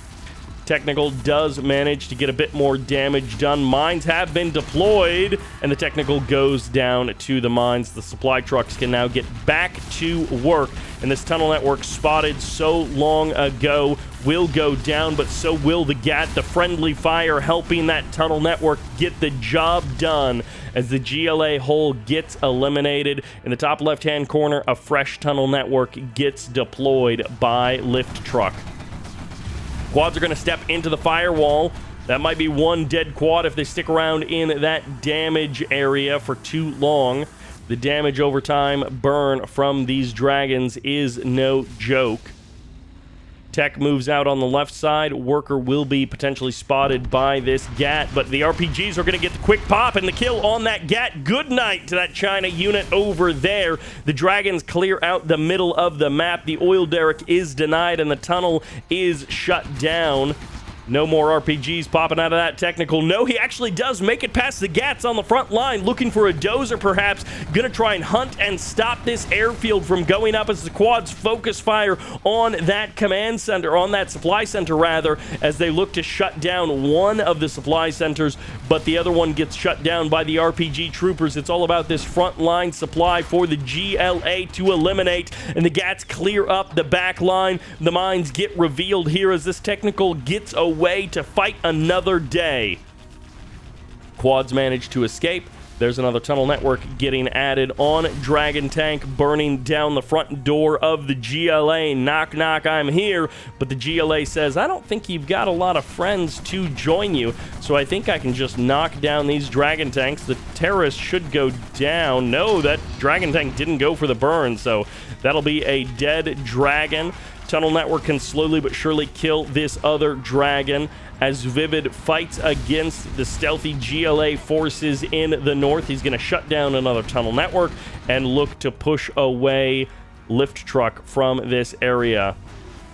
That's a full hero technical there in the north as Vivid is having a difficult time dealing with the squirreliness of this GLA player. That's a massive firewall. If only it would have gotten a few more seconds to fire off, as only one quad goes down to the burn. Everyone else pops out to join these RPG troopers in shutting down this China attack. Vivid finds himself with a lot of dead tanks and a couple of quads barreling down on his front door. They're looking to open up this side of the map. They're looking to get the kill on that dragon and then move on to the supply trucks after that. Vivid gets a kill on one quad, but he's not happy enough about that. Dragon gonna burn down the supply on the south side. Terrorist not gonna be able to do anything to stop it.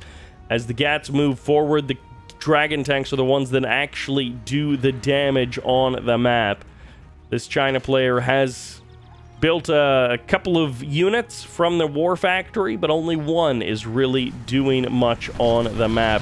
The GATs are about holding the line against these quads, and they're not holding it particularly well, as the dragon tanks, again, are the slowdown mechanic. The firewall being ignited pushes those quad cannons back and slows their assault.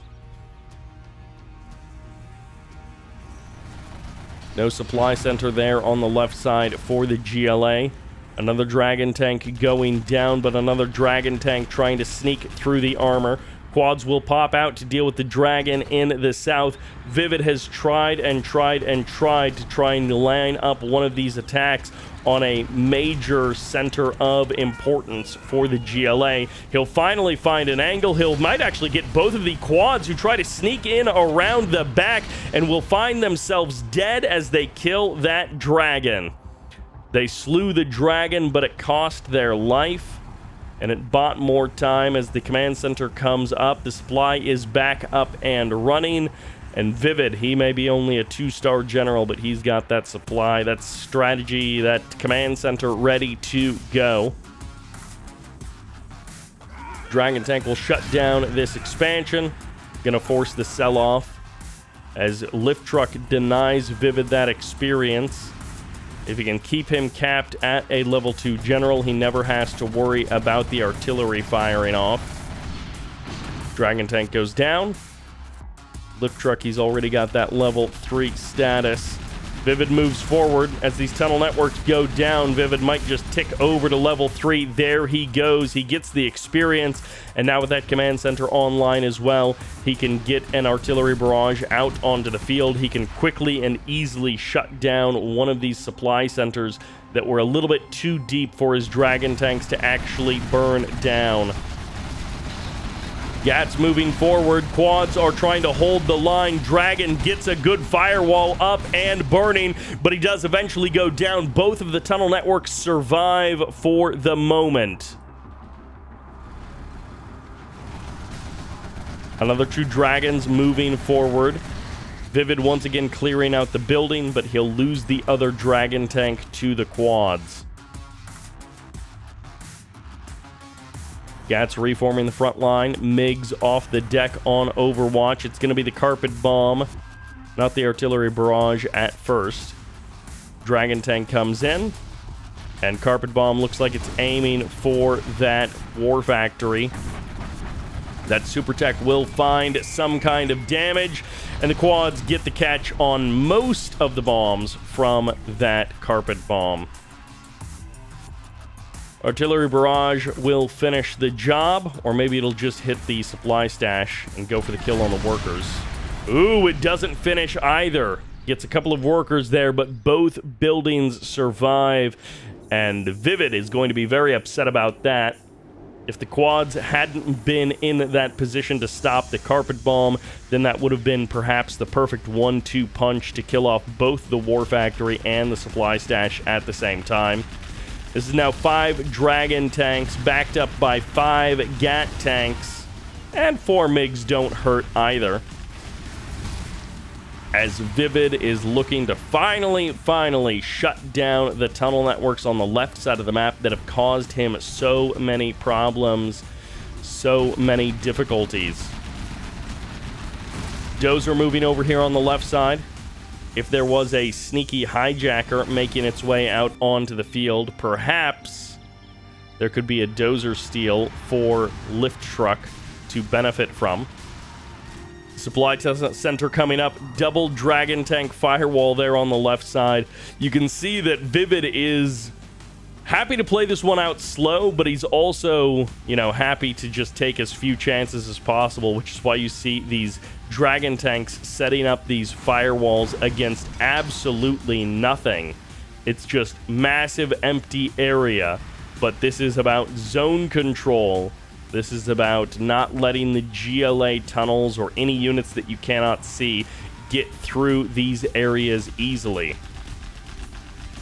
Flamer on the high ground will eventually burn down these buildings, well, the tunnel network at least, and the workers will be denied from harvesting on the left side of these supplies. I think these other workers are safe. Quads are going to pop out. Dragon tanks on the front line. Gats are behind, and the MiGs as well moving in for position. The MiGs hold their fire for the current moment.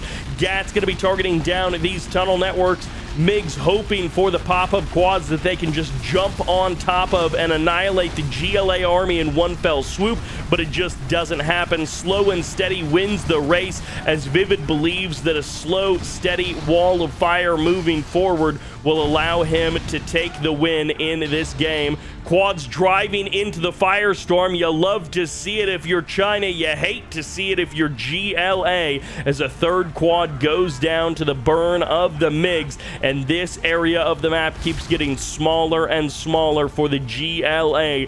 The livable space gets reduced bit by bit as this hijacker feels a little bit late to the party, looking for a sneaky grab, but the GG comes out, and Lift Truck has been defeated. Vivid puts his 4th point on the board, but now he has to play the stealth side of Vendetta. And of course, you already know that we're still on the map Vendetta and playing the green GLA stealth. This is Vivid.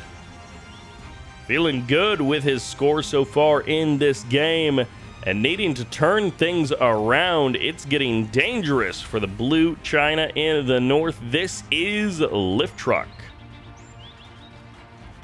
hoping to advance beyond the top 4 to get a finals finish. to be the top 2 in the world. War Factory coming up.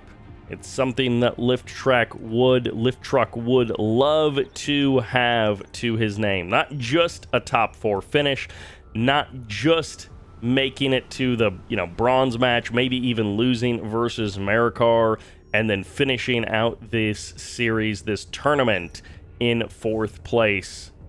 He would love to actually get that top 2 guaranteed, have a shot at the grand prize, have a shot at knocking down Excal.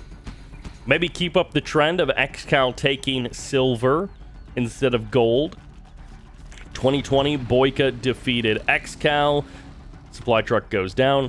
2024, Marakar defeated Excal. Maybe 2025, Lift Truck defeated Excal.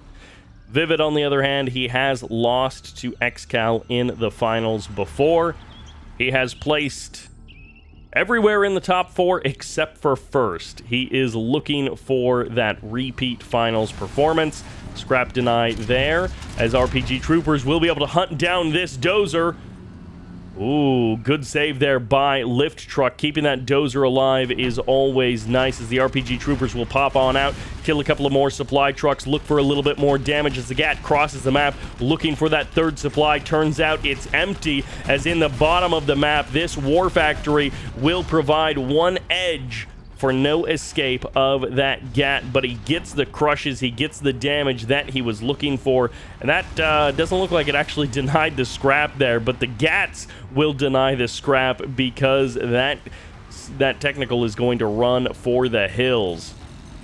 The hero Super Tech, the hero of the people, as the RPGs don't quite get the kill. Ooh, there's another dozer there, and technical is not going to run for it.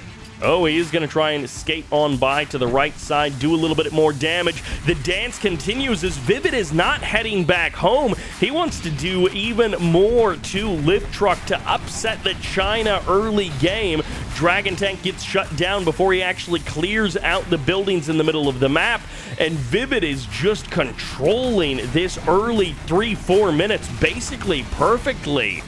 He is shutting down Lift Truck at every opportunity, and Lift Truck is slowly but surely building a bigger and bigger army. But a few moments ago, it had more GATs and dragons to its name than it currently does. Another supply truck getting shut down. Vivid is doing this off of a low economy play, so he needs to keep these units alive because it's hard to replace them. But so far, he's having no trouble keeping these units alive and hampering the economy of the China player on top of it. There's some scrap picked up for that technical. There's even more. This is what we're looking for. The hero Super Tech has made his way on to the field. We saw it in that last game as well. RPG Troopers pop out. That's going to be a dead dozer as the listening outpost tries to strike back but doesn't get the kill on the tech. Vivid continuing to skate around the map. It may be a desert, but this guy has ice skates on with how slippery these GLA units are. The GATs move forward, get a couple of quads. Maybe not even a couple of quads, just one it looks like, as this GLA technical is fully upgraded, fully heroic, fully everything you like, and driving right into a firewall as well. Gets the last shot on that Dragon Tank, and then goes off into the sunset. Tunnel networks here on the left side of the map. Vivid has that mobility around the map, and he is looking for another supply truck. He is looking for another supply center as the GG comes out, and Vivid puts his 5th point on the board. The waters spring forth here on Oxygen, and they're playing the purple. That's not Excal, but he is playing GLA demo. This is Lift Truck. Meanwhile, in the south, rocking the China vanilla yet again, it's the green. Airfield first. This is Vivid. I don't know what that black screen was. I think we zoomed a little bit too far into the map as the dozers spread out. Barracks into an airfield. We've seen this before on this map. Sometimes it works, sometimes it doesn't. We'll see how the GLA demo is able to deal with it. Tunnel network in the middle of the map will provide a little bit of an early warning system for the GLA, and Lift Truck needs all of the early warning that he can get. Terror is out, and he is not quite to the point where he's in the danger zone, so to speak. And I have talked about before, sometimes you spawn into a map, and let's just say that he hates playing GLA demo. It would be really terrible if he was down 6 points to Vivid, if Vivid was on match point, and then Lift Truck ends up in a bad matchup that he doesn't like for the last game. But here, win or lose, he will have the opportunity. Oil Derrick goes down there as the tech gets the kill. Win or lose, Lift Truck will have the opportunity to play both sides of this matchup. Worker gets into the building, so does that RPG Trooper. Gatlixes are good. Dozer does get spotted heading into the corner. Tunnel networks have been spread pretty well around this map, so Lift Truck does have a nice foundation to work from. Looks like it's going to be a bunker licks after that, so an expensive flying army here for the China player.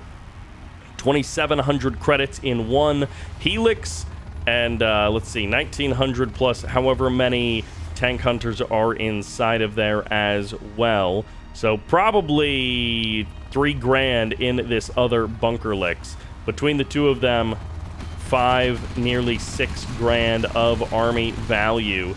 And it doesn't always feel that way if they go down to just a couple of quads popping out of a tunnel network. It feels like, oh, those things don't seem like they're very valuable at all. RPG Trooper here on the left side will get the scout on that China building, sees the supply center coming in, sees the Civ structure has already been taken. Helix will back off. Tunnel network manages to get the kill. That's a dead Dozer. That's a nice move there by Lift Truck, trying to summon Excal's ability to snipe Dozers early on in the game by playing Excal's signature purple color. Second Dozer is there in the middle of the base. Now the supply truck will end up going down. Helixes will be able to defend against any further attacks from that technical, but this is a massive number of tunnel networks being deployed everywhere on the map. Okay, not on the right side. There's no tunnel networks on the right side of the map in the middle. But everywhere else, he does have a decent number of tunnel networks. 3 more being added on in the middle. A stinger site as well. And then a supply center after that for the GLA player. Dragon tanks being added on. Vivid trying to take this artillery platform to help break open the middle of the map. But the Red Guard will be denied that building capture. Dozer has moved somewhere else. There it is, still roaming around looking for a home, hoping that a random technical doesn't just walk across the map and knock him down. Dragon tank will get caught here. A couple of quads will make sure of that. A couple of dragon tanks in the middle of the map, but the Helix is on the left side, or the real power of the China player. GLA maybe just hoping to dig in deep, as that's going to be 3 dead quads and 0 dead Helixes, as Vivid finds an amazing 1-2 punch, knocks down the stinger, knocks down the tunnel, knocks down that supply stash, all in one fell swoop. Those Helixes are looking powerful as the dragon tanks burn down the middle of the map. The waters of life may be here, but it might be the waters of death for the GLA. Finally, a Helix goes down. Finally, the dragon tanks are mostly silenced. There's still more of them pressing in that Lift Truck has to deal with, but these stinger sites getting some free damage on these Helixes. Quad cannon as well, right on the edge of range, as those Helixes were just standing there doing nothing, taking damage, sitting still. Static is not the name of the game. If you're flying a Helix, you want to be on the move. Quad cannons taking some big damage, but they're slowing down these dragon tanks in the middle. If he loses the middle, that gives a huge amount of maneuverability to the China player, who's already cleared out the left side of the map. That would force the GLA player back into their main base. and they can still try to hole up in there. They can still try to draw the line, but it is too much at this point. Vivid puts his 6th point on the board and moves to match point versus Lift Truck. The options are limited. It is do or die for the purple Lift Truck in the south. And in the north, it's, of course, Vivid now getting to play the GLA demo side of the matchup. Lift Truck got schooled in the China versus GLA matchup, and now it's his opportunity. It's his turn to bust out the helixes and to go for that kind of aggression. Nope, it's going to be into the war factory straight away. No barracks, instead 3 supply for Lift Truck. So he is playing greedy here as he opens up with that economy focus. He is going to let these workers get just about everywhere on the map. There are no supply truck kills of these middle of the map tunnel networks. They both will be established safely. Oh no, he spots it. He does. The truck changes direction. The Lift Truck goes for the middle, as this supply truck will not get the crush on the worker, but he will deny one of the tunnel networks. So that is nice. He doesn't, of course, get the other one, but it was too far away for that truck to be able to do anything. And Vivid will now be able to catch this truck out in the open, shuts down, gets the supply as well, gets the scrap as well, I should say, as I don't think that scrap deny was anywhere near close enough. But the Dragon Tank will get the follow-up, and the Technical will manage to escape the burn for the current moment. Technical down below half HP. Just a couple of more shots will clean that guy up, and the GAT gets the kill on the worker there on the left. Dragon Tank will be able to clean out that building. RPG Trooper jumping into that Civ structure and not going for the dozer. Instead, he's going for the supply trucks again. That terrorist looking for a detonation on the supply trucks as well. That's going to be more scrap picked up by that, and a dozer snipe as well. Vivid lining up the kills one after the other, and the Helix may get the kill on this Technical right on the edge of range. He escapes. The exit is clean. It's safe, and he makes it across the map, but there is a Dragon Tank. No, it's a GAT looking to shut down the supply lines of the GLA. The building stops. It says 100%, but it doesn't quite mean it, as that worker is going to need to step out to get another hammer strike onto that tunnel network to finish it up for real. GAT's moving out. RPG in the building tags that GAT as the workers get shut down. Vivid on low economy. He's been on low economy before, but maybe this time will be different, as Lift Truck finds a couple of critical weaknesses here, opens up the map, and maybe he'll just manage to get the kill that he's looking for, start the comeback, and get the points rolling out onto the board. Dragon Tank, once it sets up the firewall, it can become a sitting duck. And in this case, with a hero Technical like this one, it's easy to kill sitting ducks. Dragon Tank will get some good damage onto that Technical, but it's just not enough. Artillery platform being taken over by Lift Truck. Helix in the middle of the map. Dragon Tank as well. The Helix has that GAT tank, that GAT cannon upgrade, I should say. Artillery platform will be denied. Vivid not giving an inch to Lift Truck. Vivid is up 6-1, but he is playing like it's match point, like it's the ace match, like it is do or die. He is giving no inch for Lift Truck. He is not going to make this an easy comeback one way or the other. And you love to see that. I mean, I would love to see it actually go to an ace match, but I don't want to see Vivid just get a huge lead in this series and then throw it away game after game. He is playing a tight, controlled setup here, and he is doing a good job of buttoning up the defense. He may lose the hero super tech, but everything else is going Vivid's way. Maybe not everything. He did lose a decent amount of his economy early on. Another Dragon tank will be getting caught by these quad cannons, but who is catching whom as the Dragon tank sets up the firewall and chases away those quads. It's not quite mutually assured destruction, but that Dragon tank is very low on health. Helix is moving around. Dozer might end up getting sniped as that supply center gets shut down. The RPG Trooper gets the kill. It only takes one shot to shut down that scaffolding when it's that early into the build. RPG Trooper denied entrance into that building, gets checked at the gate, and gets sent down under the ground. Tunnel networks going to try and cross the map. Flame tanks moving forward. Lift truck looking to close in on this tunnel network. He will get at least one of these Dragon tanks onto these quad cannons, onto this tunnel network, but one Dragon does end up going down. Trades it back for a couple of quads, gets the helixes over there as well, and that'll be the right side of the map opened up nice and wide for the China player to drive a bunch of tanks through.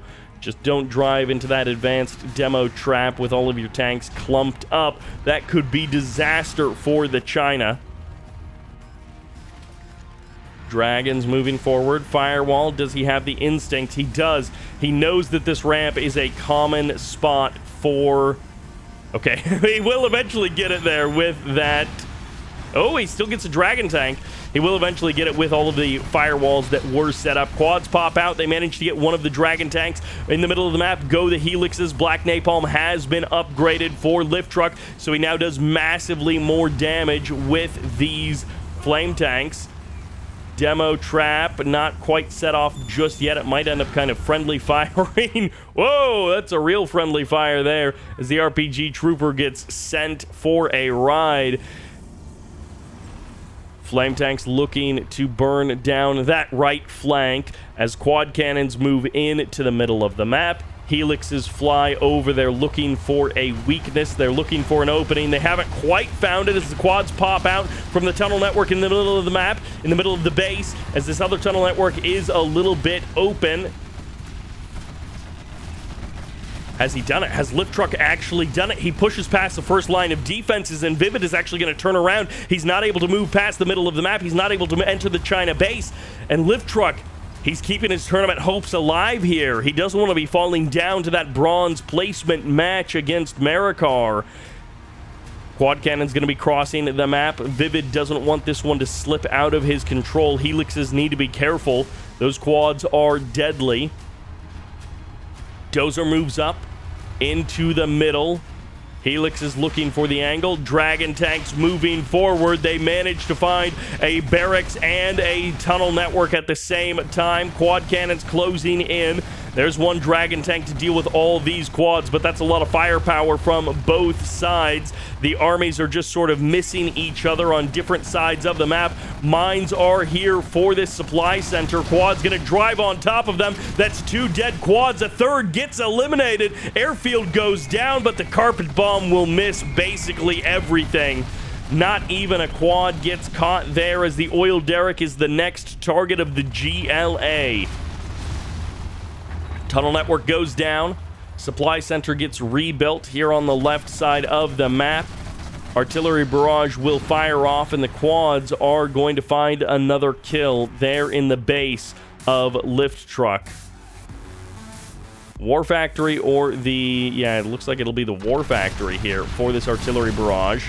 Just enough damage to slow down the War Factory, not enough damage to actually kill it off, as the firewalls are never ending, courtesy of the China player. Vivid has a decent number of quads still roaming around the map, but it's not enough to shut down these dragons quickly. Gat getting established in the middle. Dozer gets sniped. Down to two dozers for Lift Truck, but he's not worried because he has the command center. Supply Truck also gets sniped. Big group of quads nearly joining up with a big group of quads, but they just sort of trade targets as the mines get deployed. Three more quads go down to it. A fourth gets eliminated as well, and the Dragon tanks surrounding this GLA army almost. They manage to find a little bit of an angle in. One dragon tank goes down. The flamers are not invincible, but they are keeping this wall of fire moving forward. It's nearly across the entire map as Vivid finds himself with very little space to move, very little space to breathe. It's getting hot in here as another quad finds a kill. They manage to escape. And that's a demo cycle out on the right side, looking to escape the heat of the moment. I guess a demo cycle is really looking to create his own heat. Cluster mine in the middle, maybe? Yes, on the hill, just creating even more no-go zones for this GLA player.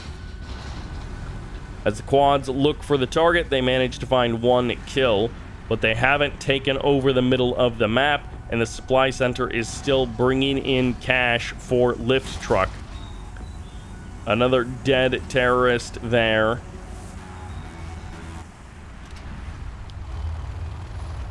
Helix is there on the right side. Very careful control this time by lift truck. He still has 10 grand in the bank, so he's got lots of cash on hand to do whatever he wants with, to rebuild anything. He's going to wait for the carpet bomb to open up this section of the map. Quads pop out, but the Stinger site does go down. The tunnel network and the Stinger both have holes remaining that need to be cleared out. Dragon tanks pushing forward.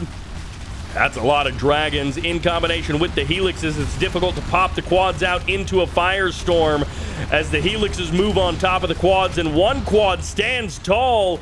Doesn't get a kill though, as these helixes take massive damage, but it doesn't matter because they survive, and they don't have to worry about friendly fire either, as the dragon tank commits suicide, dying to the tower that he himself knocked down, or perhaps it was his friend over here that knocked it down.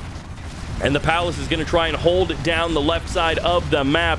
The right side got broken open 5 minutes ago by the China player, and now the left side will get detonated as the demo Rebel Surprise comes in to clear out most of the tanks, but the burn doesn't stop. The black napalm is too strong, and the palace goes down. This GLA dig-in just got a lot harder. Without the palace to add more black markets into the mix, to give you access to any of that higher tech that you want. Not that Vivid is building anything that is high tech. He's sticking with quads. A Helix finally goes down, but he won't be able to add any more black markets onto the table. 10K per minute for lift truck, 13K in the bank. He had 15K a moment ago. He can produce a massive amount of tanks with that income. Slow and steady wins the race here for lift truck. He is not wasting any opportunity. Going for the speaker tower upgrade on that Helix as well to make sure that he's got that mobile repair. He can keep these birds in the sky for as long as possible. Even adding on another supply center as well. Vivid not able to find any angles into this game. He hasn't been able to play his normal amount here, as another artillery barrage will fire off. Looks like it's targeting either supply center or the arms dealer, as it will be on top of the tunnel network. He was hoping for the quad pop just like that. It was mistimed by a few seconds there as the demo cycles clear out the dragon tanks, but the black market gets burned down. Even the hole goes goodbye as the dragon tanks move into position and the quads don't get the catch and the kill on those helixes. The helixes manage to escape. The quads looking to re-engage with these dragon tanks. They get another kill, but they don't stop the China. They don't stop the infinite wall of fire from being built up bigger and brighter, hotter and further into GLA territory. Another quad cannon may go down right on the edge of range there. It does manage to escape, but this has been a Very slow process to keep things moving forward. Another cluster mine as both players are on to that 4-star general status. Another dead dragon tank. Lift truck can sustain lots of losses. He has the cash on hand. He has the income per minute to sustain the losses. And these control tools, like the cluster mine, work well with the dragon tanks to limit the options of the GLA player. Advanced demo trap will eventually be triggered there, opening up that area of the map. But the Scud Storm finds a good shot, shuts down both of those dragon tanks. On the left side, more problems for the GLA. Slowly but surely, the war of attrition is being won by Lift Truck. He may not always have the army value advantage, but he has the income advantage by a pretty healthy margin.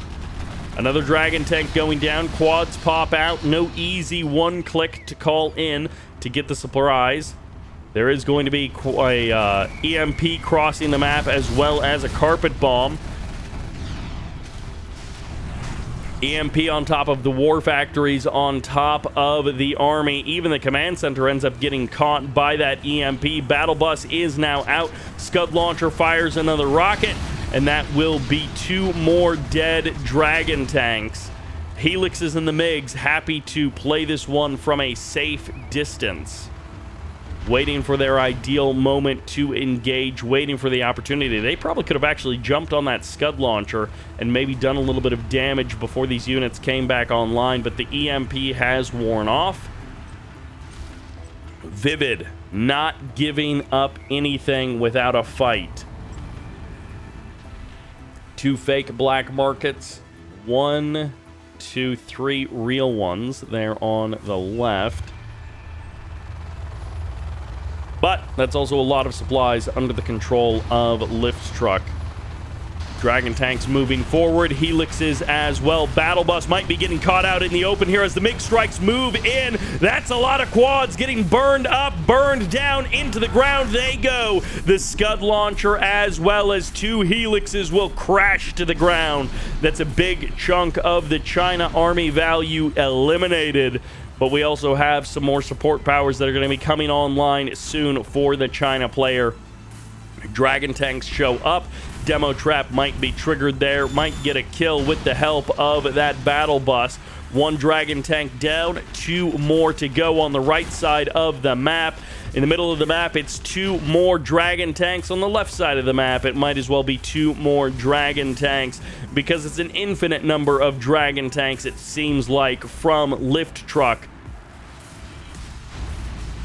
Another Scud launcher. This one's fully heroic, but he might just get cleaned up before he can fire another shot. The burn is good. Takes out the launcher. That's the last rocket fired by that Scud. Dragon tanks slowly moving forward. Lift Truck taking control of the middle of the map. Sort of felt like his first big move where he was able to shove Vivid back in a permanent way. Carpet bomb coming across. It'll find the tunnel networks, hoping for the quad pop, but not quite gonna get any kills. It'll be the MiGs on the left that find a battle bus and a quad. Dragon tanks moving in close. The army of Vivid is slowly being depleted. 1 fight at a time. The market will eventually rebuild. Well, not if the artillery barrage lands on it. Anthrax bomb will land in the middle of the map. This will slow down the reinforcements from Lift Truck. And a sneak attack tunnel here in the south. There's an artillery barrage crossing to the other side of the map, looking for the fake black market in the back. Quad cannons out deep into enemy territory. What is their primary target, though? There's so many to choose from. Flame tank's going to be moving into position. A couple of ECMs here as well, looking to shut down these quads so the MiGs and the Helixes can come in. One quad goes to sleep. The rest of the quads pop out. They were waiting for the helix to reveal itself, and it has, as the command center will be getting shut down. No more one-clicks for this China player. It's a split map situation as attacks are happening on both sides. The palace getting shut down, the burn coming in, and the ECM gets the sleep on the quads. But the fight isn't over just yet. The dozer steps out, immediately gets shut down. This command center will finally fall. Vivid keeping his hopes alive in this game. He cares not for the economic advantage of the China player. He cares not for the production advantage of the China player. He's got the sneak attack. He's got the tunnel in the back of your base, and he's hunting down everything he can. Buildings getting sold off here as the MiGs once again look for a position. They can go for the quads or they can go for the Scud. The quads will take the brunt of the fire, but the Scud gets cleaned up. 2 quads down. Dragon tank moving into position. Another dozer dies. 2 dozers still remain for lift truck as the quads ranking up. One of them fully heroic, one of them double vet, but they walk right into a carpet bomb. The trap is set. 2 quads end up going down, but more reinforcements coming in from Vivid from the other side of the map. Fight until the last man and rocket, says Vivid, and he is making it happen as lift truck taps out. The GG comes out and Vivid wins, and the finals is now set. The eyes of the world have long turned away from 0 Hour, but the eyes of the world of 0 Hour turn now to Vivid versus Excal in the final, and Marakar versus Lift Truck in the 3rd place match. Thank you all very much for watching. I hope you enjoyed this incredible set of semifinals here for the World Series 2025. And this is Sybert signing out.